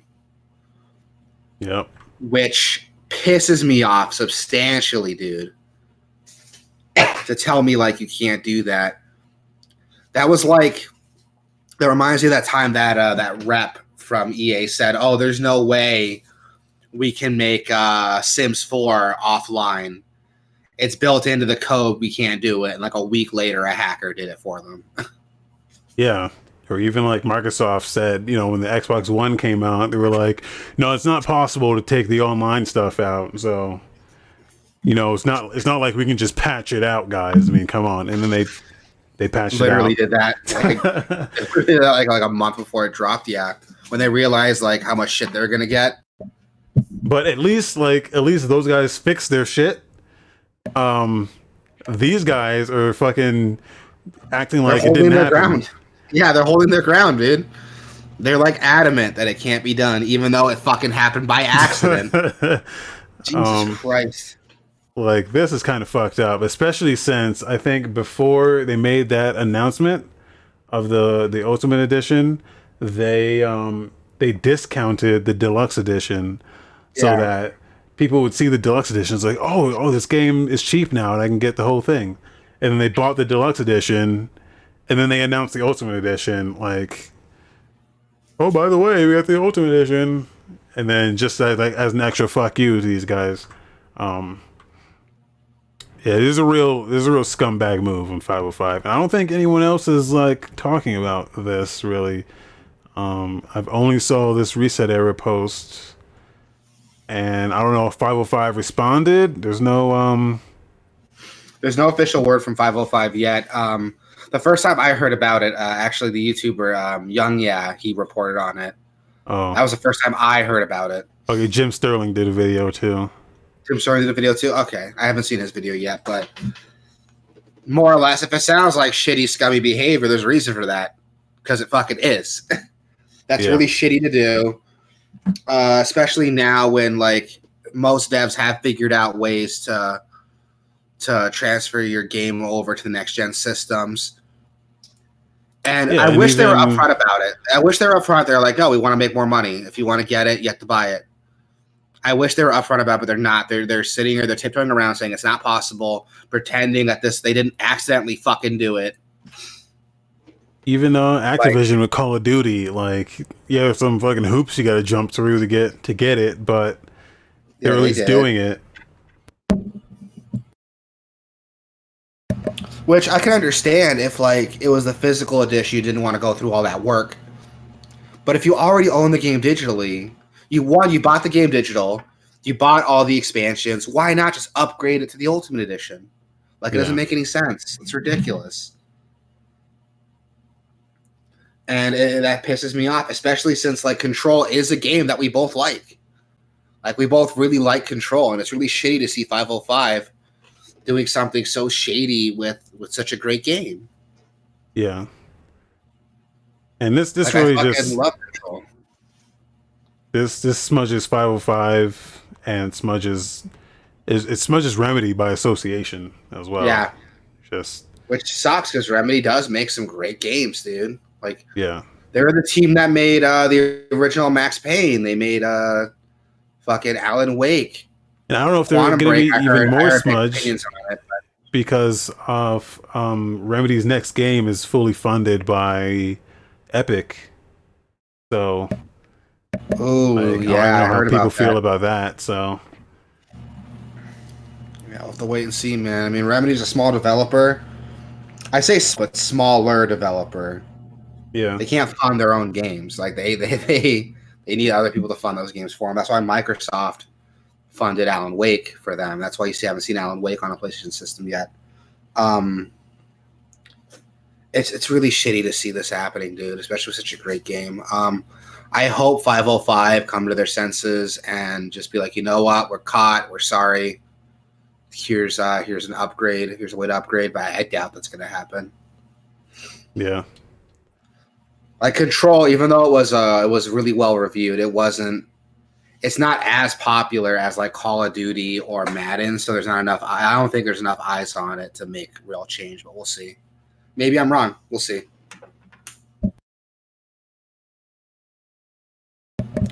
Some quickie news here. Fallout 76 is getting update 22. Am I reading that right? 22? Yeah. It's been out for like 2 years? It's been 2 years. I think so. Hold up. Man. Yep, November 14th, 2018. It'll be 2 years this November. Man. Good on them. It's a huge fucking update, though, dude. Like, the PC update alone is, from the Bethesda net, it's 23 gigs. If you do it off the Microsoft Store, it's like 37. Steam's 27 gigs. Yeah. Holy shit. So one of the big things they're doing with this, this is actually why I put it here, is because they're adding a thing. They're updating the game to do the One Wasteland, they're calling it. Yes, that's one I thought was cool. I don't know if people remember this, but they did the same thing with Elder Scrolls Online with One Tamriel, which was their like huge update when they brought it over to consoles and shit, which was everything is gonna level to you, so you can do any of the content no matter what level you are. Yeah. So it's a thing they did because it came out with like a bunch of all those expansions, and you're like, okay, well, what level do I need to be to enjoy this? And no, you can be any level and just walk into any of those areas and just start doing stuff, which is great. Here's one that's really funny to me, that they're adding daily ops, which are like randomized daily challenges that are repeatable. I'm surprised that wasn't in the game already. You know what I mean? Like that. Oh, you mean dailies? Yeah. That's what most games call them, like dailies. Oh, that's what that is. Okay. Like, I haven't played Fallout, so if someone who has and tells, oh no, dailies have been a thing, they're just like augmenting it, let me know. But it sounds weird to me that this game, with the intent the game has, didn't have dailies before. Yeah, it did not have dailies. I can tell you that. It did not? Oh my god, it took them 2 years to get dailies in the fucking... I'm okay. Are they fixing it? I'm glad they're fixing it now. But it's like, you're surprised this game fucking bombed, Bethesda? Really? God damn it. I'm not the kind of guy that does dailies. It didn't have dailies, but it always had a thing that would pop up. Like, hey, here's what's happening in your region right now. And you can just like run over to it and everyone would just join and start doing a thing. So it didn't seem like the kind of game that was built to have dailies anyway, but yeah. they're doing it. So I cannot wait to see, because this just dropped today, right? Or is the update still set to come out? So yeah, I cannot wait to see when we get news stories of people complaining that this like update like fucked up their game in some like unforeseen way. I cannot wait to see like the other half of the story, like, oh, this just in, update like fries people's hard drive. Yeah, that seems to update happen. Update comes to life and kills your grandmother, like some ridiculous fucking thing. I mean, it's a huge update, so. But like, remember, I feel like there is a point in time, and it might still be happening now, where every time they tried to put out a fire for Fallout 76, another bigger fire popped out, came up right after. So I can't wait to see what fire we get from this one, if any. I don't want games to be bad. Again, I know I keep repeating myself. I don't hope games be bad. But I mean, if history repeats itself here. Yeah. In other news, EA has rebranded their desktop client, which is basically like it's the EA Origin what Big Picture mode is to Steam, right? No. Okay. They're getting rid of Origin and replacing it with this. Oh, okay. So they're completely getting rid of Origin then. Yeah. Well, that's cool because Origin is least kind of shitty. getting rid of it is not the right word. It's a rebranding pretty much. They're just calling it. They're giving it a facelift and just getting rid of the Origin name. So it's just going to be EA Desktop. And it's in beta right now, so you can actually sign up on their website and get into the beta. I don't know when they're doing it, but they're adding a dark mode, so Sweet. getting modern with it. That's good. I'm glad they're updating it. The Origin UI it's serviceable, but it reeks of it was bad early 2000s. Yeah, it's early 2000s clunky UI as fuck. Yeah, Like it was just Gen hard to 1 find anything. Xbox clunky UI. Yeah, like Gen 1 Xbox 360 clunk. So, I'm glad they're updating it. But now that all the games are on Steam, games. Yeah, it seems like there's not too much of a point. you don't really need it anymore. I basically just use Origin as my Mass Effect loader. That's it. Yeah. Well, I have Dead Space on there too, and that's where I played it. But yeah, it's been my my Burnout Paradise machine. So yeah. So I mean, we'll see. Maybe this might do some good, but with most of their games on Steam, again, that doesn't seem like much of a point. But good on them for updating that. Also, the Ballad of Rocket League. Because I know we talk about this. I feel like we talk about this game every week. I don't think so. It has finally hit free to play. Yeah, well, not yet. It will on September 23rd. So I don't know if you remember this, but there was a price drop. It went down to $5. Last time we talked about this. Oh yeah, no, that was That's what I mean. That's we Rocket. talk about it. No. That's Rocket Arena. Oh right, Rocket League's the one with the cars. Yeah. Yeah. Okay. Never mind. That's what I thought we were talking about Rocket Arena again. I was like, "Fuck! It's finally going free to play, huh?" It's been a month. Yeah. No. This is Rocket League, which if you remember, Epic bought Psyonix, and they're making the game free to play, and they're taking it off of Steam, so it's going to be Epic exclusive. And that's going to happen on September 23rd. So, good shit. I think for people who still have that Steam version, you'll still be able to play that Steam version, but you're not going to be able to get it. It's going to be delisted from Steam, and I don't even know if they say that here. Yeah, launch of Epic Games Store.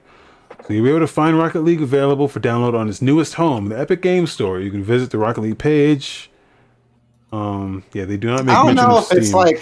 I don't know if it's like a Steam thing or if it's some game-to-game thing, but I have some games that have been delisted from Steam, and I can still download them. Yeah, they'll let you just download them, but you can't buy them.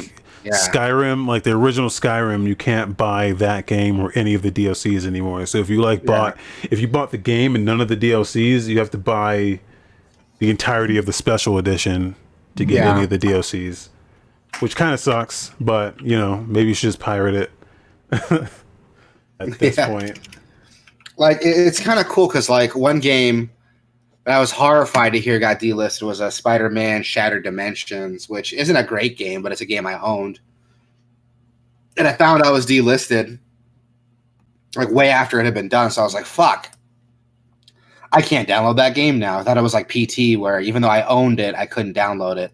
But no, Steam still lets me download it. So I wonder if they'll do something similar with Rocket League. Like if you own the game on Steam, it'll just let you download it anyway, even after it's been delisted.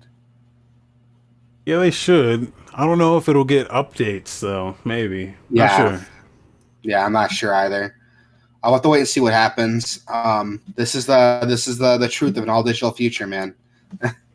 Yeah.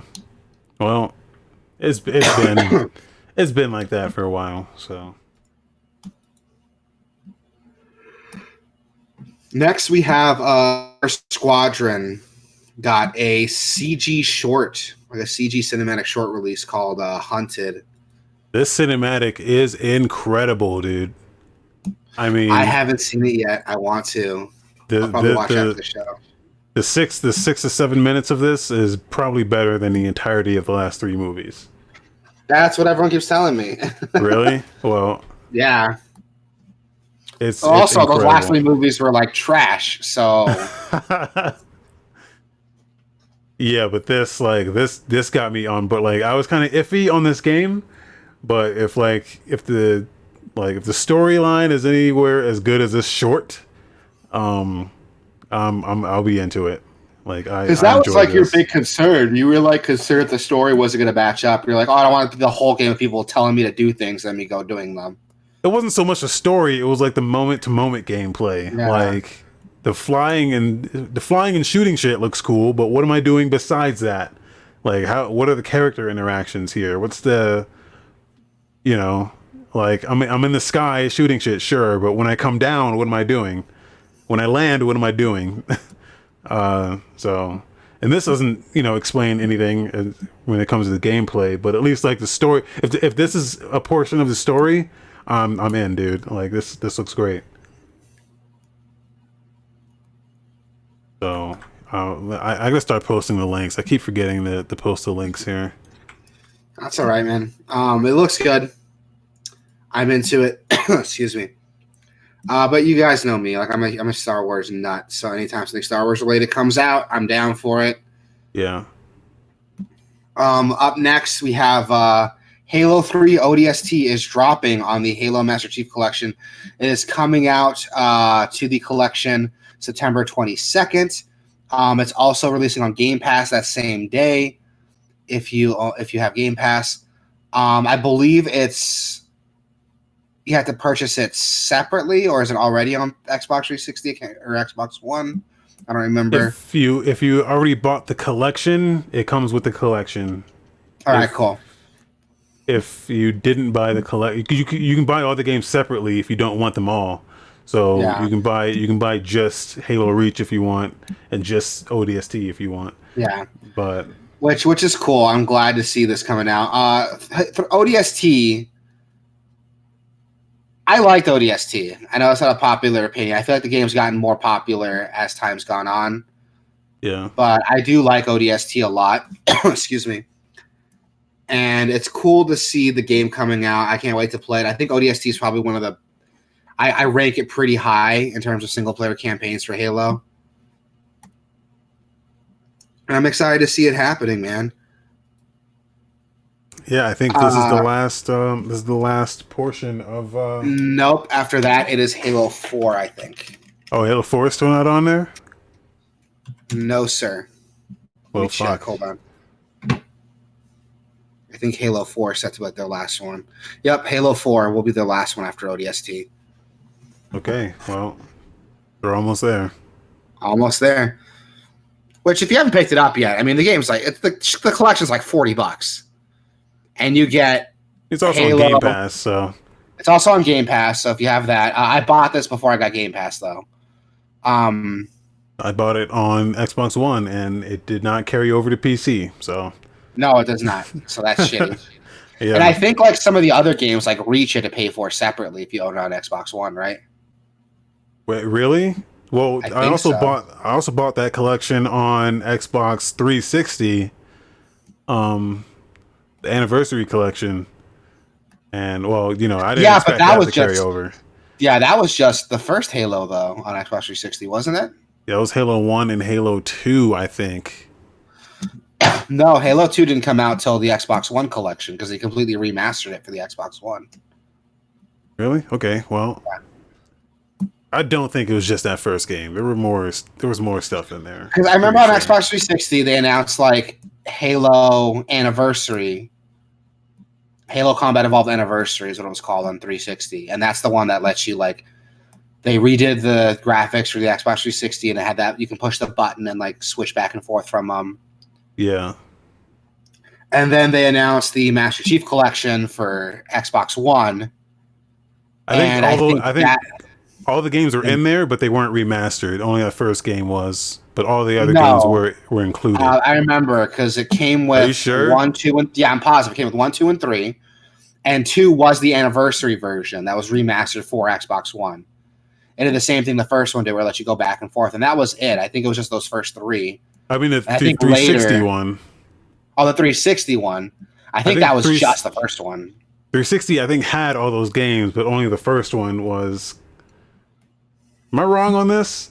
I don't remember. You are, dude. It was so long ago. I think the 360 just had the first one that was remastered, and it was the second one was backwards compatible with the 360. I gotta look it up. While you're doing that, yeah, Halo 4 is coming out, so that's really cool. All right, ODST is coming out, that's really cool. It gets a lot of flack because the game came out. It was basically a glorified expansion where it had its own single-player campaign. And I remember when the game first came out on Xbox 360, it came with a bunch of expansions for Halo 3 too, for the multiplayer.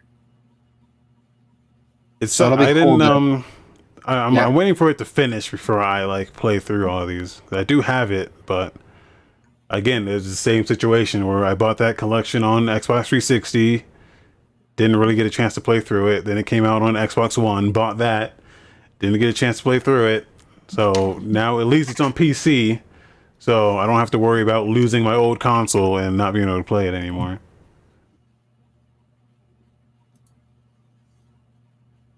But yeah.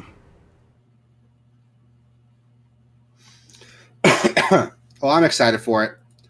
ODST is a good game, so it'd be cool to see that coming out. In less impressive video game collections, Super Mario 3D All-Stars got a overview trailer kind of showing off some of the tweaks. I've been critical of this since it was announced. It looks like a glorified like emulation suite. It's the same game you played before with a higher resolution. I think it's like a 1080p now. The one thing I do like, though, they promised the game's going to be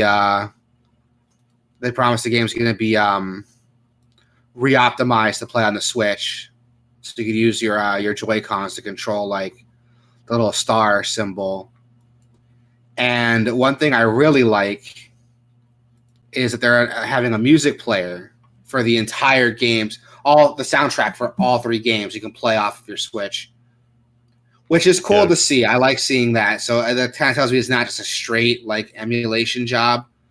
But I still wish they put more effort. That's how I want to listen to the music is on my Switch.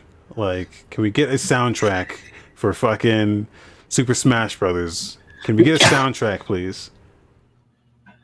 It's such a bummer, man, because like the fact that they're releasing this, rant time. The fact that they're releasing this as a limited release, like what does it offer that I can't get from any other physical collection? Like the fucking what do I get with the physical version? Bragging rights? Fuck that. Like put a fucking CD in there at least, dude.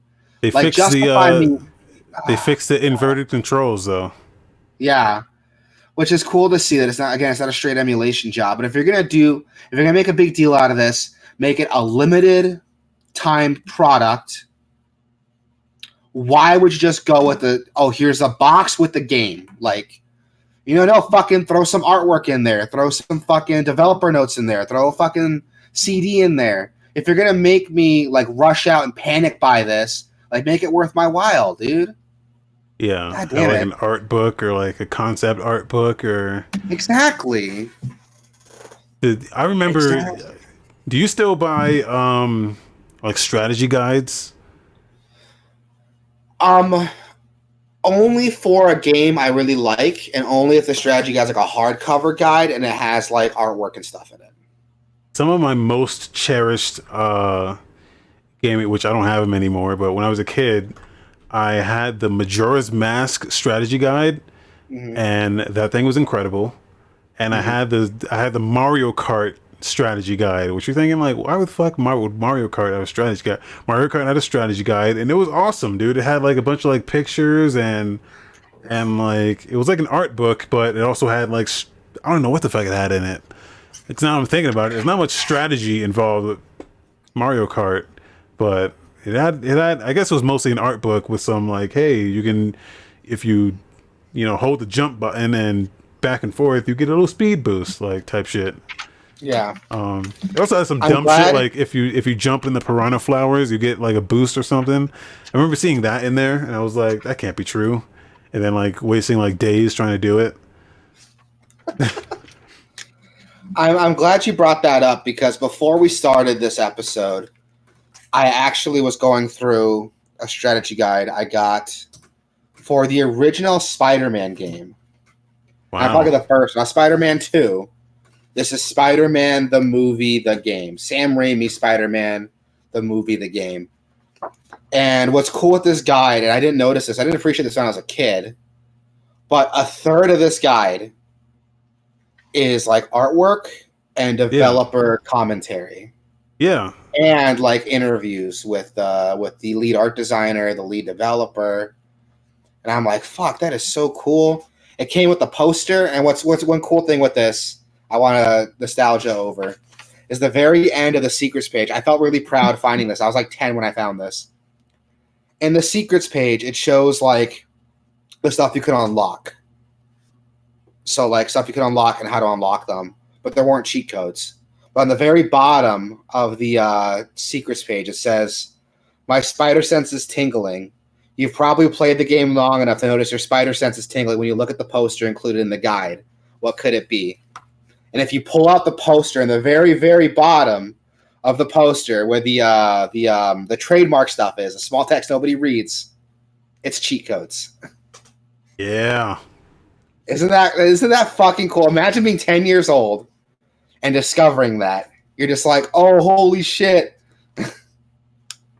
But yeah, that's what they should be doing with this game. Is like they should have like it should come with. I mean, if you're buying it physical and it's limited, it should come with like a giant ass art book, strategy guide, whatever, with just a bunch of cool stuff in it. Like the Hyrule Historia.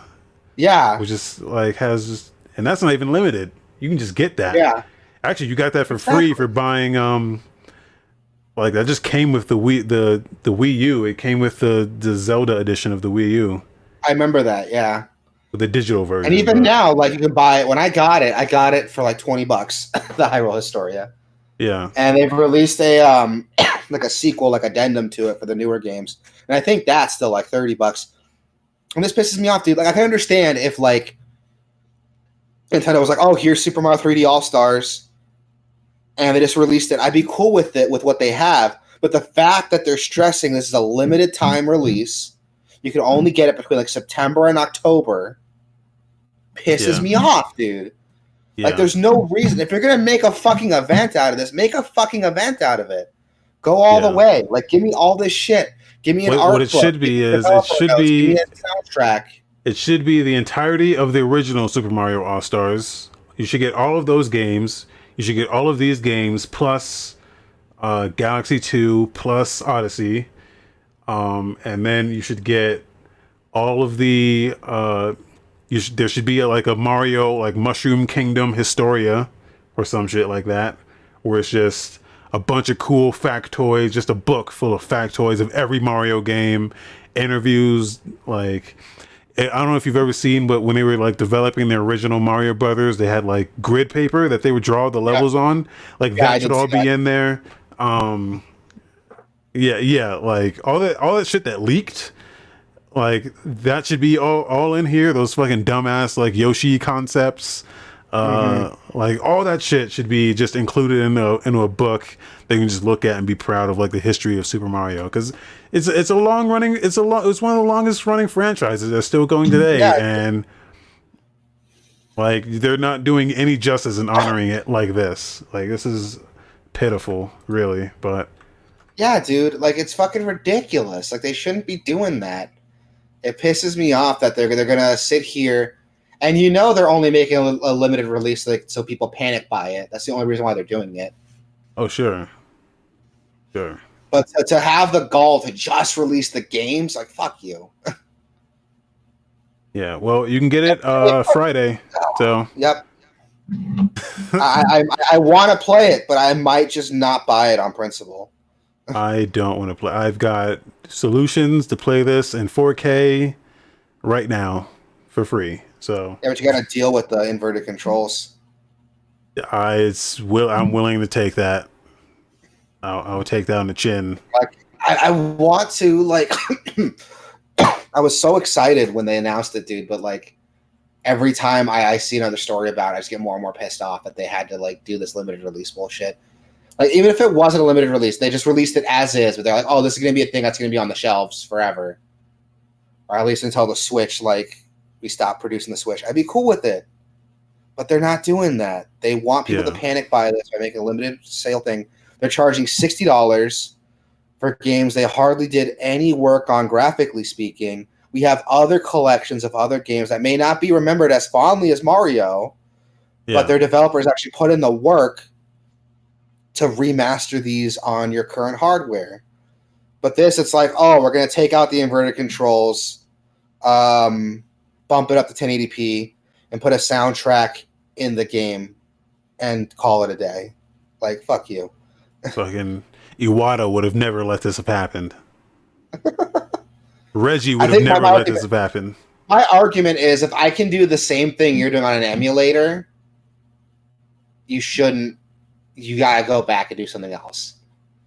Like that's why I keep bringing it up. But the Spyro trilogy, the Crash Bandicoot trilogy, you can't do that shit on an emulator. Like they completely revamped the game. Yeah. Like you're not getting that experience on an emulator. I'm getting legit this experience with Mario on an emulator. Okay, I'm done with that. I'm gonna get mad if I keep talking about it. Up next we have Dragon Ball Fighterz. Is it pronounced Dragon Ball Fighterz, Dragon Ball Fighterz Z? I've heard like both people pronounce it. I've heard it pronounced both ways, but Master Roshi got a launch trailer for the game. Surprisingly, as the resident fighting game fan, I have not played Dragon Ball Fighterz yet. Wow.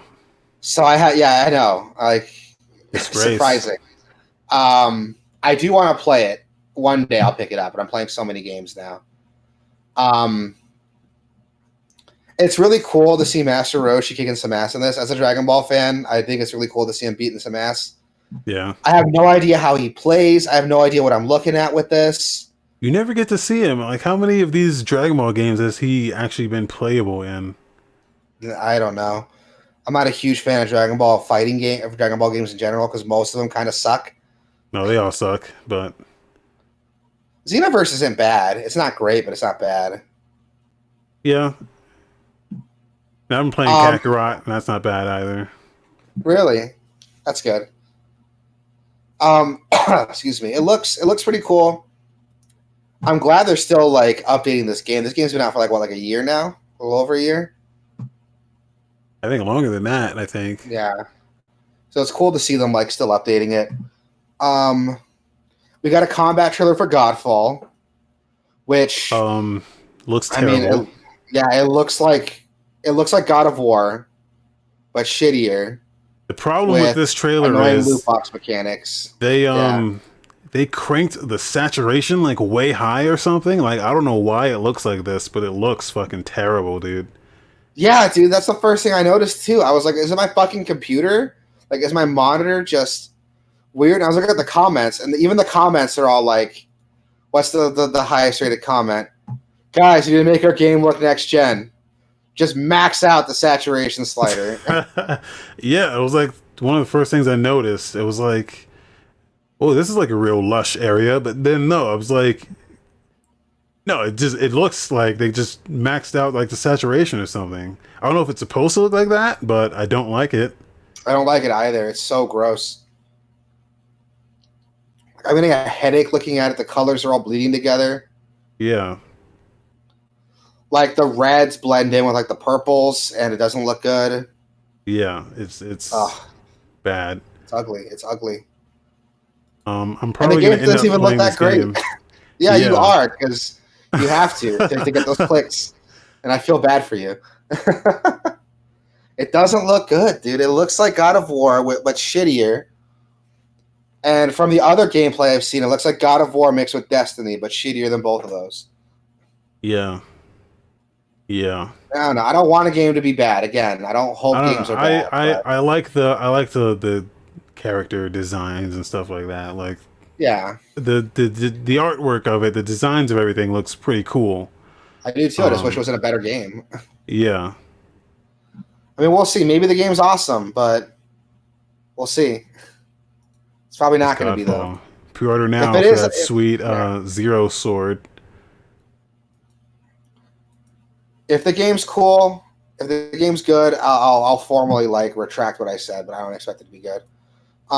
Next, we have a story trailer for Genshin Impact, which is the other like Zelda Breath of the Wild clone. This one was made in China. It's going to be free to play. With some I didn't know that until yesterday. Really? We talked about this like last week, didn't we? That it was gonna be free to play. I didn't know, but also it's gonna be fucking. It's also on mobile. Like you can play it on your phone. Yeah, it's on mobile and console and PC. So I'm like, I feel like I don't understand what this game is at all. I mean, it looks okay, but there's got to be like some bullshit. There's got to be a lot of bullshit in here.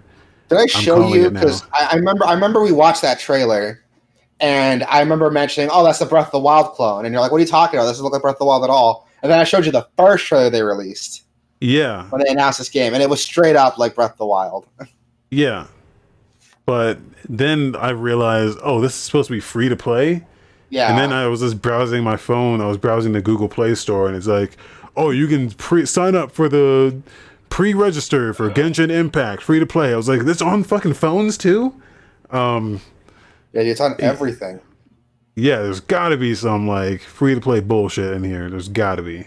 Like, I was actually excited for it until I saw that. Like, because it looked like the kind of game I was just buy and enjoy. But if it's free to play, probably some shit in there that I'm not gonna like. So yeah, dude, same.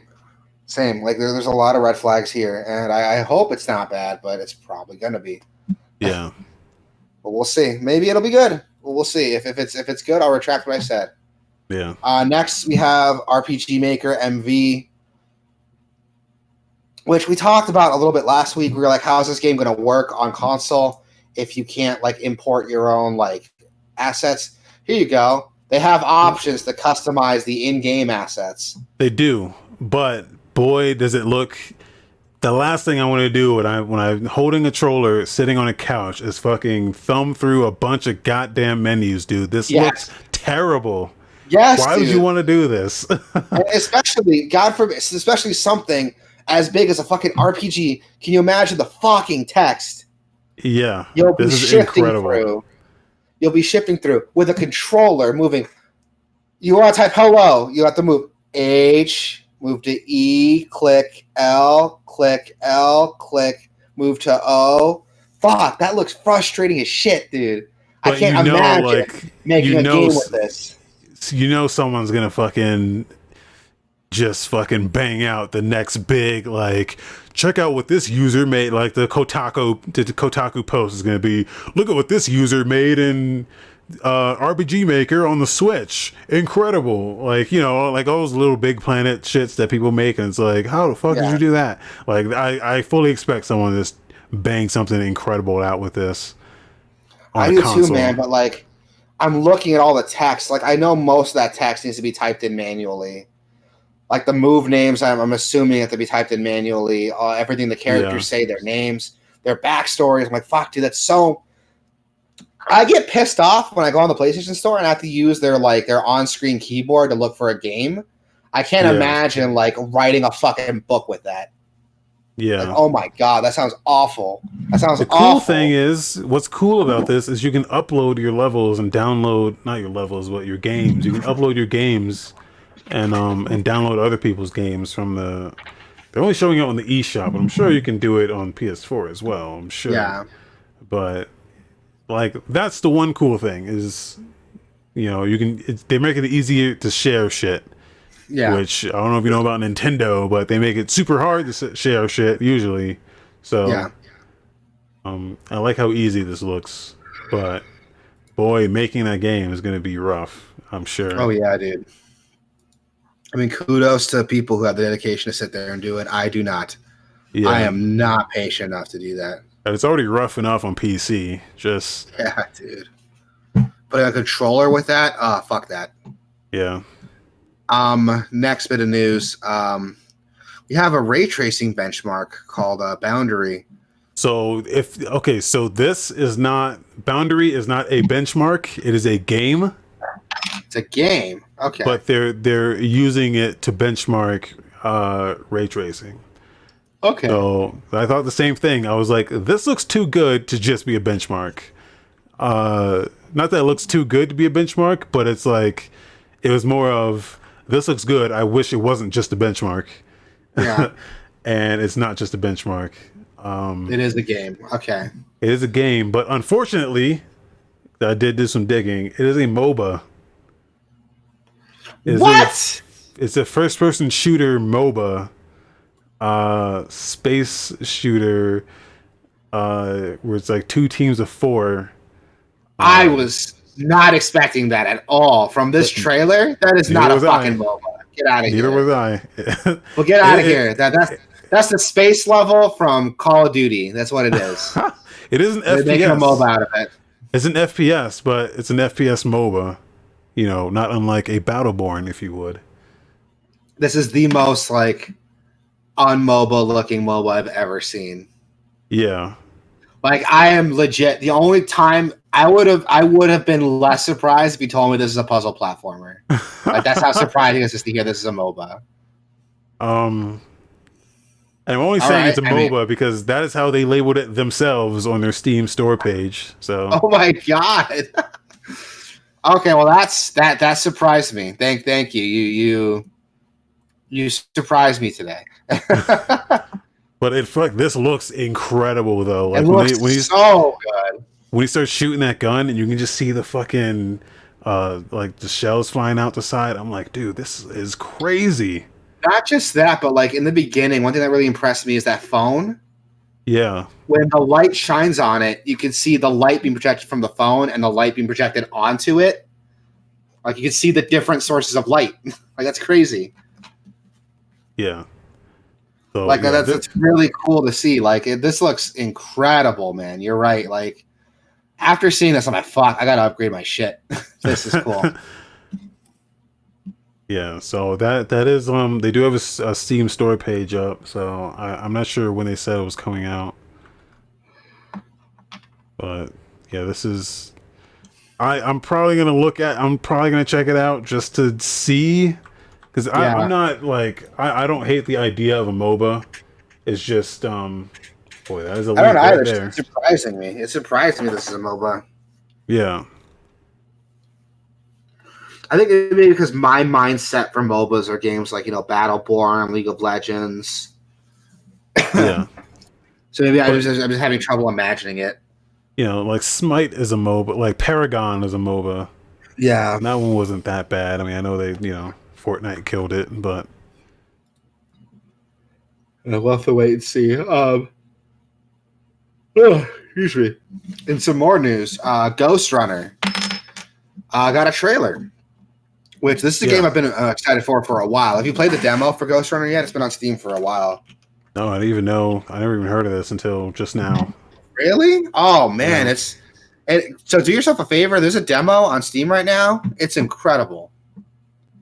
Like it's a really good proof of concept. I left that demo thinking like I need more of this game. Looks like a lot of fun. It's like, how can I word it? Think of it like Mirror's Edge crossed with like Cyberpunk, and you're using a badass you're like a badass like cyborg ninja. So it's like Genji mixed with Mirror's Edge. It's Genji mixed with Mirror's Edge in Cyberpunk, yeah. Okay. And it's it sounds just as dope, and it is just as dope as it sounds. I got to play the demo a little bit, and I really liked what I was playing. I had a lot of fun just fucking around with the parkour system. It works really well. Again, it's a demo, but it's such a good proof of concept. I was like, I need to pick this game up. It's available for pre-purchase now. The trailer's released. The game's $30. If you pre-order it now, you can get it for $24. And it's pretty good, dude. It's being developed by One More Level and 3D Realms. So that probably explains why it's so tight. Yeah. 505 Games is publishing it, so that's a bummer. But it's a hard pass now. But it's dude, do yourself a favor and play the demo. That's all I can say. Like, I can talk about this game until I'm blue in the face, but play the demo. It convinced me to pick it up. I really want to play this game. Yeah, I got to check it out. Looks pretty awesome. It is awesome. Next we have Frequency Chernobyl. It's an adventure game. Not too dissimilar to like walking simulators like a Firewatch. It looks okay. Like, I'm not a big fan of these walking simulator type of games. The point of the game is that you're a radio enthusiast on a quest to investigate the number stations phenomenon and transmitters that only speak in riddles. It's in the heart of Chernobyl is where the game takes place.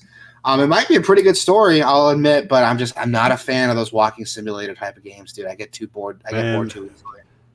There's some really good. I feel like Walking Simulator does a disservice to a lot of the really good ones. Like, oh fuck, what was the? I will admit, Gone Home is really good. I like Gone Home a lot. What Remains of Edith Finch? Really? Is fucking incredible, dude. Because, like, it uses a walking simulator to drive you into a bunch of different vignettes. So, like, imagine you were playing like Super Mario Brothers, but every time you went down a pipe, it was a completely different game. Okay. That's what Edith Finch is, and it uses that to kind of tell its story, and it's so fucking good, man. It is. Yeah. It is clear. It's the best. It's the best one. I'm just gonna say that it's the best one. So you're talking up Gone Home quite a bit when that came out, and I played Gone Home on your recommendation. I liked it. So you're saying you definitely recommend Edith Finch then? It's way better than Gone Home. I can tell you that easily. Okay. It was free on Epic a while back, so I don't know if you took advantage. Yeah. Let me take a look. I probably did. I just download whatever they release, or I add it to my library whenever they release it. I'll check it out for sure. Then, if it gets your stamp of approval, we have a pretty similar taste in games, I like to think. So if it gets your stamp of approval, I'll check it out. Yeah, play through it with your wife, man, because it just has some really good moments that, and you can play through it in one sitting too. It's not that long, but it has the moments in there so fucking good, man. That's good to hear. Up next we have Slap City. Got a 1.0 update launch trailer. It's Smash Brothers clone. It's another platform fighter. It looks fun. It doesn't take itself too seriously. The game's set to release September 17th. I think it's been in like early access forever, and it's finally getting like its 1.0 release on the 17th. So that's cool. I mean, if you're into it, go pick it up. Better than Brawlhalla. Really? Yeah. Well, because this is way more Smash than that game is. Okay. So there you go. It's better than Brawlhalla. So go check it out. It looks like fun. I don't know what the fuck that chicken dude is with the big muscles. He makes me laugh. I love him. I recognize some of these characters here. Like, I saw that girl from It'll Do, another like indie game, is on here. Yeah. Yeah, it looks cool. It looks like technical enough to like turn on a bunch of Smash fans, but it doesn't take itself too seriously, which is cool with me, man. I like when games are just kind of silly. It even has the adventure mode from Smash Melee. Yeah, yeah, it looks really cool. I kind of want to try it. I don't think I'll buy it, but if a friend had it, I'd definitely play it with them. Next we got, where the fuck did I put those show notes? Here they are. We got Paper Beast Folded Edition coming out October 20th. This looks like a mindfuck, this game. Yeah. Like, I don't know what I'm looking at. Like, it's a weird, like, all of the creatures are made of what look like folded paper. It's like an adventure game played in VR. It looks really weird and trippy and cerebral. I'm into it. If it's not just VR, I might check it out. It looks really interesting. Looks like Spore, but all the creatures are made out of origami. Yeah. But not even origami, like weird, like folded paper. And I say folded paper like that's origami, but no, like these things couldn't exist in the real world. The way these papers are folded and written up, these things couldn't like stand up. Yeah. And it looks cool. It says it has like its own ecosystem. So it'd be cool to see like how creatures interact with each other, what creatures eat other creatures if they do eat each other. Like this looks like fun. Like this might be fun to fuck around with. If it's only in VR, that would be kind of shitty because I don't own VR. But it might be cool to play around with and check out. I'm into it. Next, we have a trailer for Wilderness, which I know nothing about this game. Okay, so I did a little research on this right before. Okay, good. So I know nothing about it. Okay, so it goes two ways with this game because it's a survival game. Mm-hmm. So, you know, it's that thing that you already know like the back of your hand, survival. Yeah, I'm going to have to eat food and I have to stay warm and must build a shelter, that kind of shit. But it gives you the option to play as an animal. And when you play as an animal, that's where it's interesting to me. Like you can play as a human and that's just your bog standard survival shit, but you can play as an animal. And when you play as an animal, you can protect your cubs. You can have cubs. You can go hunting. You can hunt other animals. You can defend them from other animals. That's the interesting part to me because there's not a lot of other games doing survival from the animal's point of view. Yeah, the only game I can think of that kind of does it, it's not even a survival game, was Tokyo Jungle on the PS3. Yeah. And that's not even like really a survival, quote unquote, game that we know now. It came up before the big survival boom happened. It's an arcade game with survival elements, if anything. But this looks, if what you're saying is true, like he plays animals in this, what the fuck?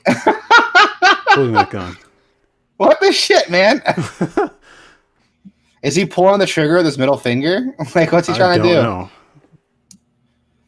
Good on him for trigger discipline, but you're aiming at something you want to shoot, dude. Take your finger, like. It's good to practice safe trigger discipline, but dude, you're aiming at something. Like, don't. Yeah. Maybe put your finger on that trigger. It looks cool, man. If what you're saying is true, you can play as the animals in this. I'm down. I'm into it. This might be like, I know the survival genre is kind of I don't want to say dead, but it's not as popular as it used to be. Everyone's going to battle royale games, but this might be fun to look into. But they should take out all this human shit they got in, where you're getting guns and getting hats and shit. Take all that out and just focus on the animal stuff. Yeah, dude, I would play the fuck out of that. Just the if anyone working on this game is listening, just focus on the animal stuff because that's the cool. I think that's the cool stuff. But that's just me. I agree. Another cool game that I really liked, and I did some little looking on this one, is Not Extended Edition is coming out on Nintendo Switch, and it was announced for Nintendo Switch and PS4. It looks like a puzzle platformer, but the gimmick is that you move the world around the character. Yeah, it kind of gave me Loco Roco vibes. Yeah, a little bit. Loco Roco mixed with like Ori and the Blind Forest with like a limbo art style. Yeah. I don't like using games to compare to other games, but Yeah, like because that hits the nail on the head right if there. you never played those games, then you have no idea what we're talking about. Yeah, but it's a fun puzzle platformer with That's why I don't like the black term and white art aesthetic. Metroidvania. Yeah, I don't like it either. But I But also for lack don't of a like better it. term, I also don't like it because that's not what Castlevania is. yeah, Symphony of the Night is not Castlevania, in my opinion. So they call Yeah. those Metroidvania. It just doesn't match. But anyway, a lot of people have been calling them Igavanias in honor of Kogi Igarashi, I think is his name, the guy who made Symphony of the Night. okay. But see, if you don't Like, know that goes yeah, to what we were exactly. just saying. Like, it's even Yeah. more. I've been trying to come up with a term for it, and credit to Hamtaro, actually. He's the one who gave me this idea. A non-linear action platformer. Okay. But yeah. even then, that's like that's not always the case because Control has some Metroidvania elements on it, and that's not a platformer at all. Or it's a platformer technically. Yeah. But it's not like a 2D platformer, and platforming is its main focus. You can just use the non-linear term there. But even that non-linear, people are like, oh, you mean like an open world game? Like oh yeah. like a sandbox game? Like that's what I mean. There's no like term. When you say Metroidvania, at least most gamers like know what you mean by that. Yeah. But it doesn't work outside of like that circle of influence, I think, is the problem with it. I don't know. If I come up with a better term. When shooters came about, like first person shooters, clones, yeah. But that's clones. The term shooters used to mean like Gradius or like that kind of stuff. So yeah, so that's why like gaming itself has a weird like history with naming conventions for their genres, like. And a lot of it is strictly like gaming things. Like I remember, little tangent here. I was watching a review for Shin Megami Tensei 4 for the 3DS, and my aunt like walked in the room, saw me watching this review for it, and it described the game as a dungeon crawling turn based role playing game. And she heard that, and she's like, "What the fuck do all those words mean?" So I had to explain to her, "Oh, it's a role playing game." No, it's described as a turn-based RPG dungeon crawler. So I explained, RPG means role-playing game. And it's like, what does that mean? And I had to explain to her, like, the naming conventions for turn-based role-playing game and dungeon crawler. Like, to someone who's not a gamer, to explain it to somebody, like, that kind of shows you, like, we need to, like, change how we, like... Because when it comes to movies, you know exactly what you're getting into. So, it's a horror movie. It's a romantic comedy. It's an action thriller. Like you know what you're getting into. With gaming, it's not as easy. But most movies aren't as like nebulous as like because there are some movies where it's like it's not they don't really adhere to because if you look at the music industry, like they're always inventing their own genres. Like this is sub neo postmodern rock sub rock, and it's like what? Oh, I know, yeah, like, and well, that's another thing. It has the same problem. Like, if you're not in that like circle of influence, you don't know what any of those fucking words mean. Yeah, I got the same problem with gaming. Like, I don't know, maybe I'm just like talking about nothing, but it's a fun little thing to think about, to ponder over in gaming culture. Yeah. Anyway, not extended edition. There's a trailer for it. We have Fallout Miami, which is a Fallout 4 mod. That looks fucking incredible, man. Like, where are you finding these mods, dude? Like, every week, Wasabi shows off a mod that, like, gets me excited. This one looks insane, man. Because it doesn't just look like Fallout 4. Like, there's new assets in here that weren't in Fallout 4. Yeah, like a lot of the buildings and the trees. The buildings have me super excited because I want to see like more verticality. They've got ghouls with swimming trunks. Yeah, I saw that. That was great. And they recreated the Florida swamp too. You can go through. Oh, there's new weapons. Like, this looks incredible, man. Like, this might get me to, like, dust off my copy of Fallout 4 and play it again. Yeah. Like, this looks like a lot of fun. I'm into it. It's incredible, dude, what the fan community can do. Like, a dedicated enough community can make some crazy shit. That's like, I mean, I'm still fucking with Skyrim mods. And Yeah. Every week it was like, man, this is incredible. Yeah. There's this really cool thing at the end here I wanted you to see in the trailer where they're in like a swamp and like, yeah, here it is coming up right here. Look at this fucking thing. Where is it?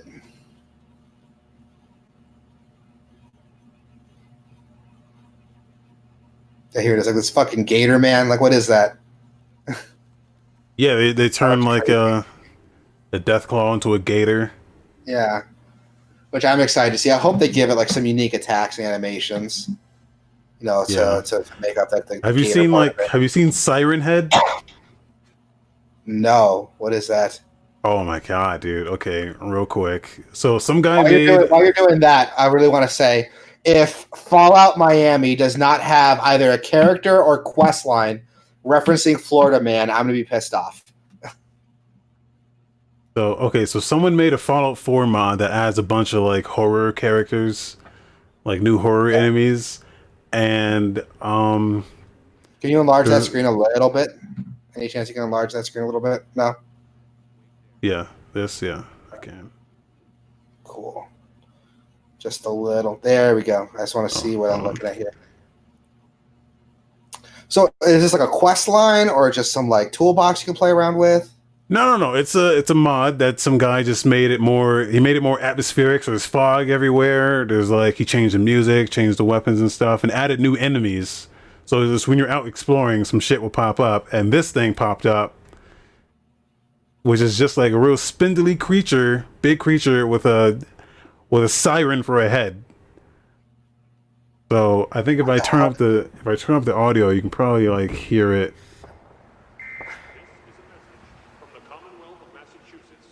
Like it just blares out this like message on its siren on its head, and he gets close to it.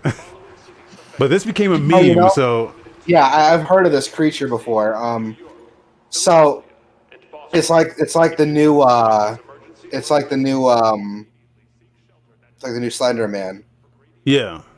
Yeah, my wife's cousin, he's like 13. He's like super into like that whole community. And I saw him watching some like video on this thing. I'm like, what the fuck is that? And he looks at it like it's Siren Head, and I'm like, I don't know what that is, dude. I'm too old for that. Oh, that is fucking unsettling. Oh my god.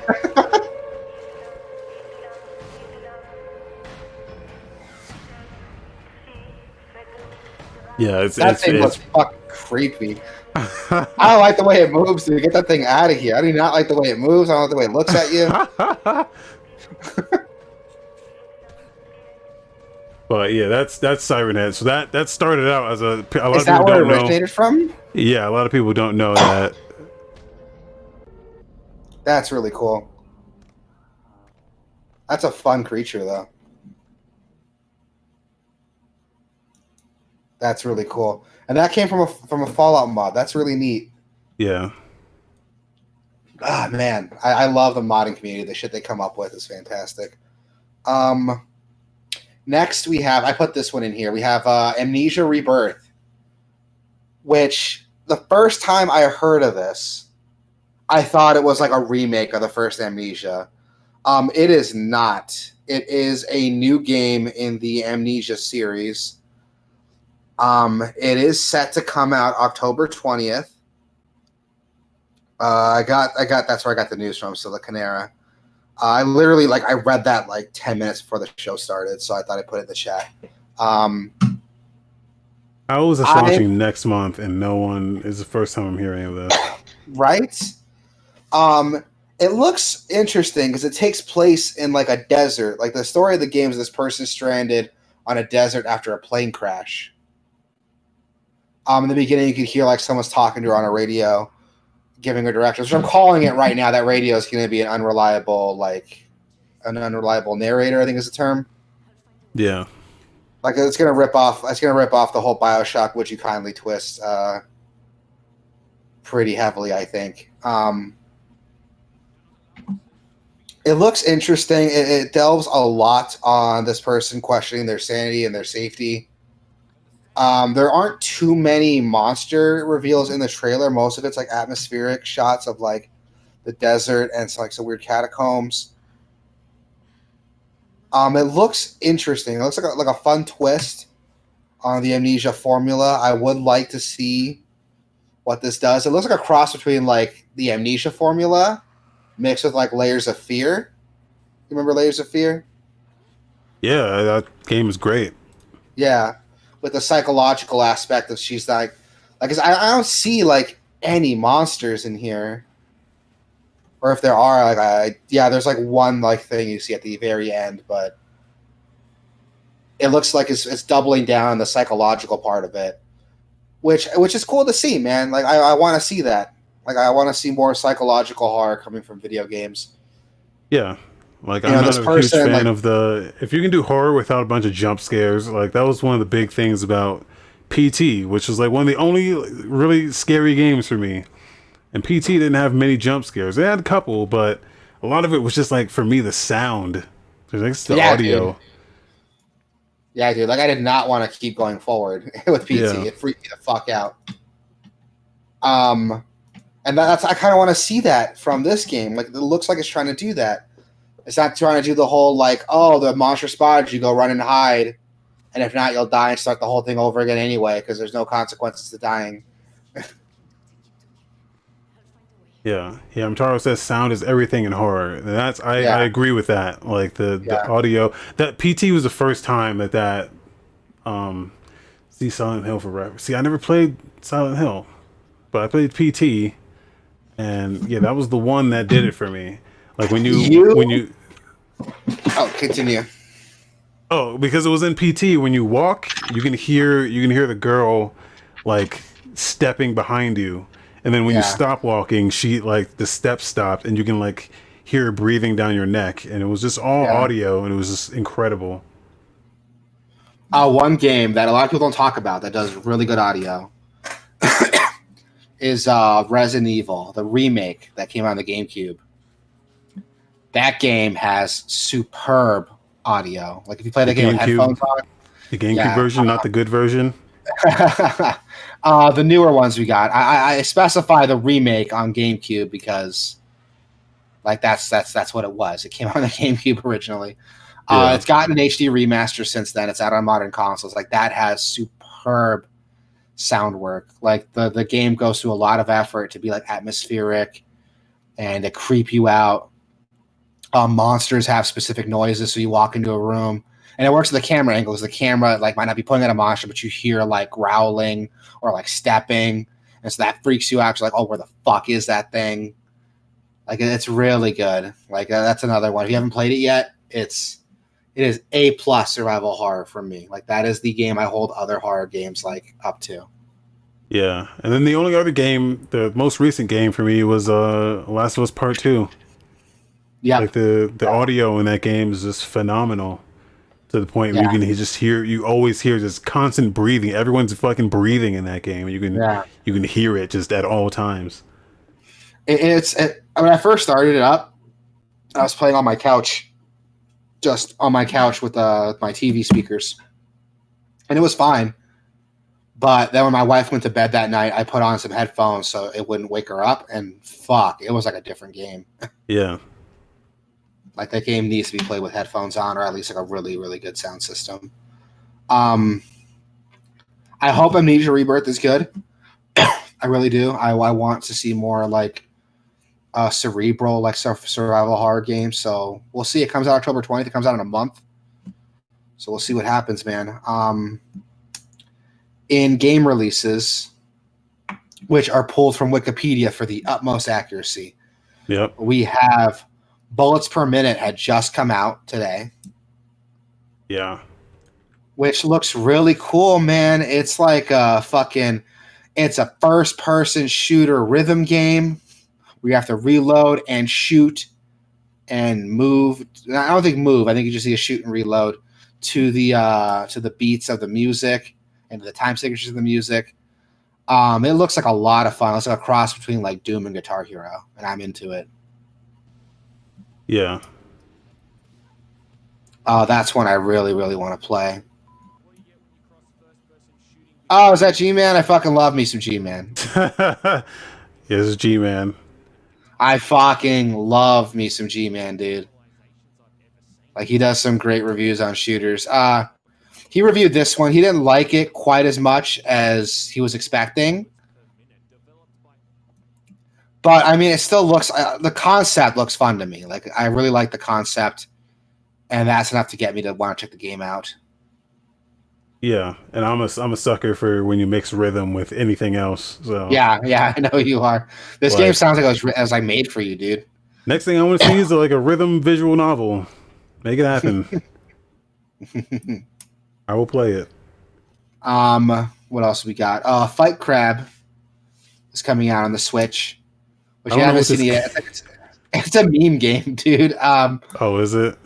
So you play as crabs, and just pull up the gameplay video. Like, I can't explain it. Pull up the gameplay video. It looks like a fucking. It's kind of a meme game, kind of like like Octodad. A kind of silly like comedy game, but it's supposed to be like a fighting game. But you play the gimmick is you play as crabs. You can pick up like weapons and hit each other with it. But the control is really wonky. There's a game like this called Neo Aquarium on Steam, which is a undersea fighting game that doesn't play like a fighting game. It plays like a mech fighting game where like there's a bunch of meters and shit, and like that's what this looks like, but not as good. That's kind of what this is. The big gimmick is that this game has like ridiculous like weapons. You can pick up like sniper rifles, hammers. That fucking crab's doing a spirit bomb. Like, like guns. Like that guy has a revolver, which is a lot more intimidating than I was expecting. A crab with a revolver. Like, that's a pretty cool image. I want someone to do art of that. The big gimmick is that it looks like it's a fucking mess. Like the game, it's a meme game. Yeah, I guess the best way to describe it, it's a meme game. Like a lot of the fun comes from like the humor of it. This just makes me want to play Neo Aquarium. I'm gonna pull up some Neo Aquarium so you can see that, because I want to see this comparison now. It's just a better, dumber game. Like, it's not just crabs. There's like squids and fucking. Oh yeah. Here we go. What the fuck? Spiny lobster. Spiny lobster. I like it already. Oh, there's a whole fucking like text crawl. Okay, look at this. Look at the meters and shit here. What is this? Oh my god! Like, it looks like a mech fighting game where you're just like piloting a mech. He just like goes Super Saiyan. What was that? What is he doing? He has like spines. What is that? A stand? What is he doing? This makes even less sense than that crab game, because like you have no idea what's going on. I have no idea, but I love it, dude. Are we swimming away?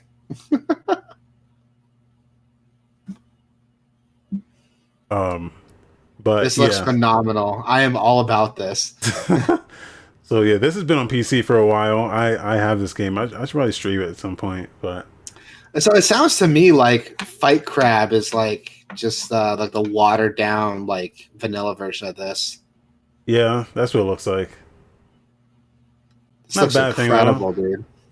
Well, you can play Fight Crab on Switch at least. Yeah, this looks incredible. Steam. I like this a lot. I really like that. Next, we have Johnny Rocket, which we talked about earlier. That came out today, too. Yeah. We talked about that a little bit. Splunky 2 is coming out today, too. Yes. Which looks only good, on man. PS4. Yep. Which looks good, man. It looks good. I mean, Splunky was a popular game. Splunky 2 looked like more of the same, but that's not a bad thing. I mean, people like Splunky for a reason. It looks like this is just more of that. Let me see what else we got. I need to get I'm into excited. Spelunky because The first one's not bad. I liked it. It has the same problem I have with like most roguelites, and that I suck at them. yeah, but like I suck at them until like I keep playing them. But the problem is Yeah. the motivation to keep playing. Exactly. Because That's in the my big beginning, problem you always too. suck so bad. Like that's why it took me so long to get into Binding of Isaac. Yeah. Because like that game is just like you can't shoot diagonally. It's so Yeah. slow in the beginning. Yeah, that hump you got to get over before you Yeah, before the game clicks like that. That's hard to get through for most roguelites. We have Welcome to Elk is coming out September 17th. I know nothing about this because there's no trailer or anything in there, so I am looking it up. yeah. Sometimes there's no Wikipedia page, so you can't really. There's stuff for this from What a the year ago. fuck is this? It's like a cartoony game, like a point-and-click adventure cartoon game. This looks like a trip. What the It's hell got am I looking at? awards. What the hell am I looking Interesting. at? This is a trip, dude. It looks a lot like Johnny Rocket. Yeah, but better. That was mean, but I'm sure they tried their best. Hey, making video games is hard. Yeah. I can't do it, so Yeah, I can't do it either. I mean, this looks interesting. It's like a charming little point-and-click adventure game. I'd play that. yeah. Yeah, I'd play that. You can have a beer and play games with your friends. I can do that in real life too. Oh, but card games, not pass. No, this looks cool. It's like a fun little Yeah. little treat. Then September 18th, we have Crysis Remastered coming out on PC, PS4, and Xbox One. Which, I mean, if you haven't played Crysis yet, I mean, here's your chance to play the game even better. I thought the whole point of Crysis, though. Oh, sorry. It has a mode. You're going to talk about the being not able to run Crysis. Yeah. It has a mode. It's called "Can You Run Crysis" mode, where it fucking cranks everything up to ridiculous levels. So. Oh yeah. Yeah. I don't know if that's what the mode is called, but it's something like that. It's like can you run it mode. Yeah. That's a graphic setting. One thing that surprises me with Crysis, when this game came out, wasn't the big thing behind it that it was like future proofed. Like this is like, oh, this is the game like as we continue on through graphical card generations, the game will look better. You know, like it wasn't that the big thing behind it. It's that they purposely made the game like impossible to run any modern hardware to future proof. Well, yeah, and it was at the time, but you know, a couple years later, you know, stuff came out that it made it able to do. You know, you could run it at max settings. But that game never like caught up to the modern shit. Like I don't even think you can run it at 1080p. Oh Jesus! Like it didn't even support like the modern resolutions at the time. So. Well, I mean, it looks good. It's a really pretty game. The game's not great, so that's what I heard. Or the gameplay's like shit, but the graphics are nice, so that's cool. Yeah. We have Super Mario 3D All Stars also coming out, which everyone knows how I feel about that. So we're moving on. We have WWE 2K Battlegrounds, which we talked about a little bit some time ago. It looks like a silly little like arcade wrestling game. I'm not into it, man. I don't wrestle. I don't watch wrestling, so I don't care about it. If it's good, cool. If you're into it, cool. But that's not my cup of tea. This game looks terrible, dude. Yeah, it doesn't look good. And I think that's it for releases, my man. Is there anything you want to talk about? No. Twitch.tv/Gameoverse. Tomorrow, we'll be doing that Sony PlayStation event. Excited for that. Hopefully get some prices, get some dates. I want to see numbers, motherfucker. Mm-hmm. Yeah, dude, me too.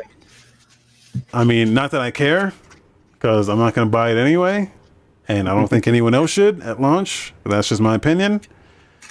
Because there's really no games coming out for either I don't platform. know, man. So. Spider-Man looks really good.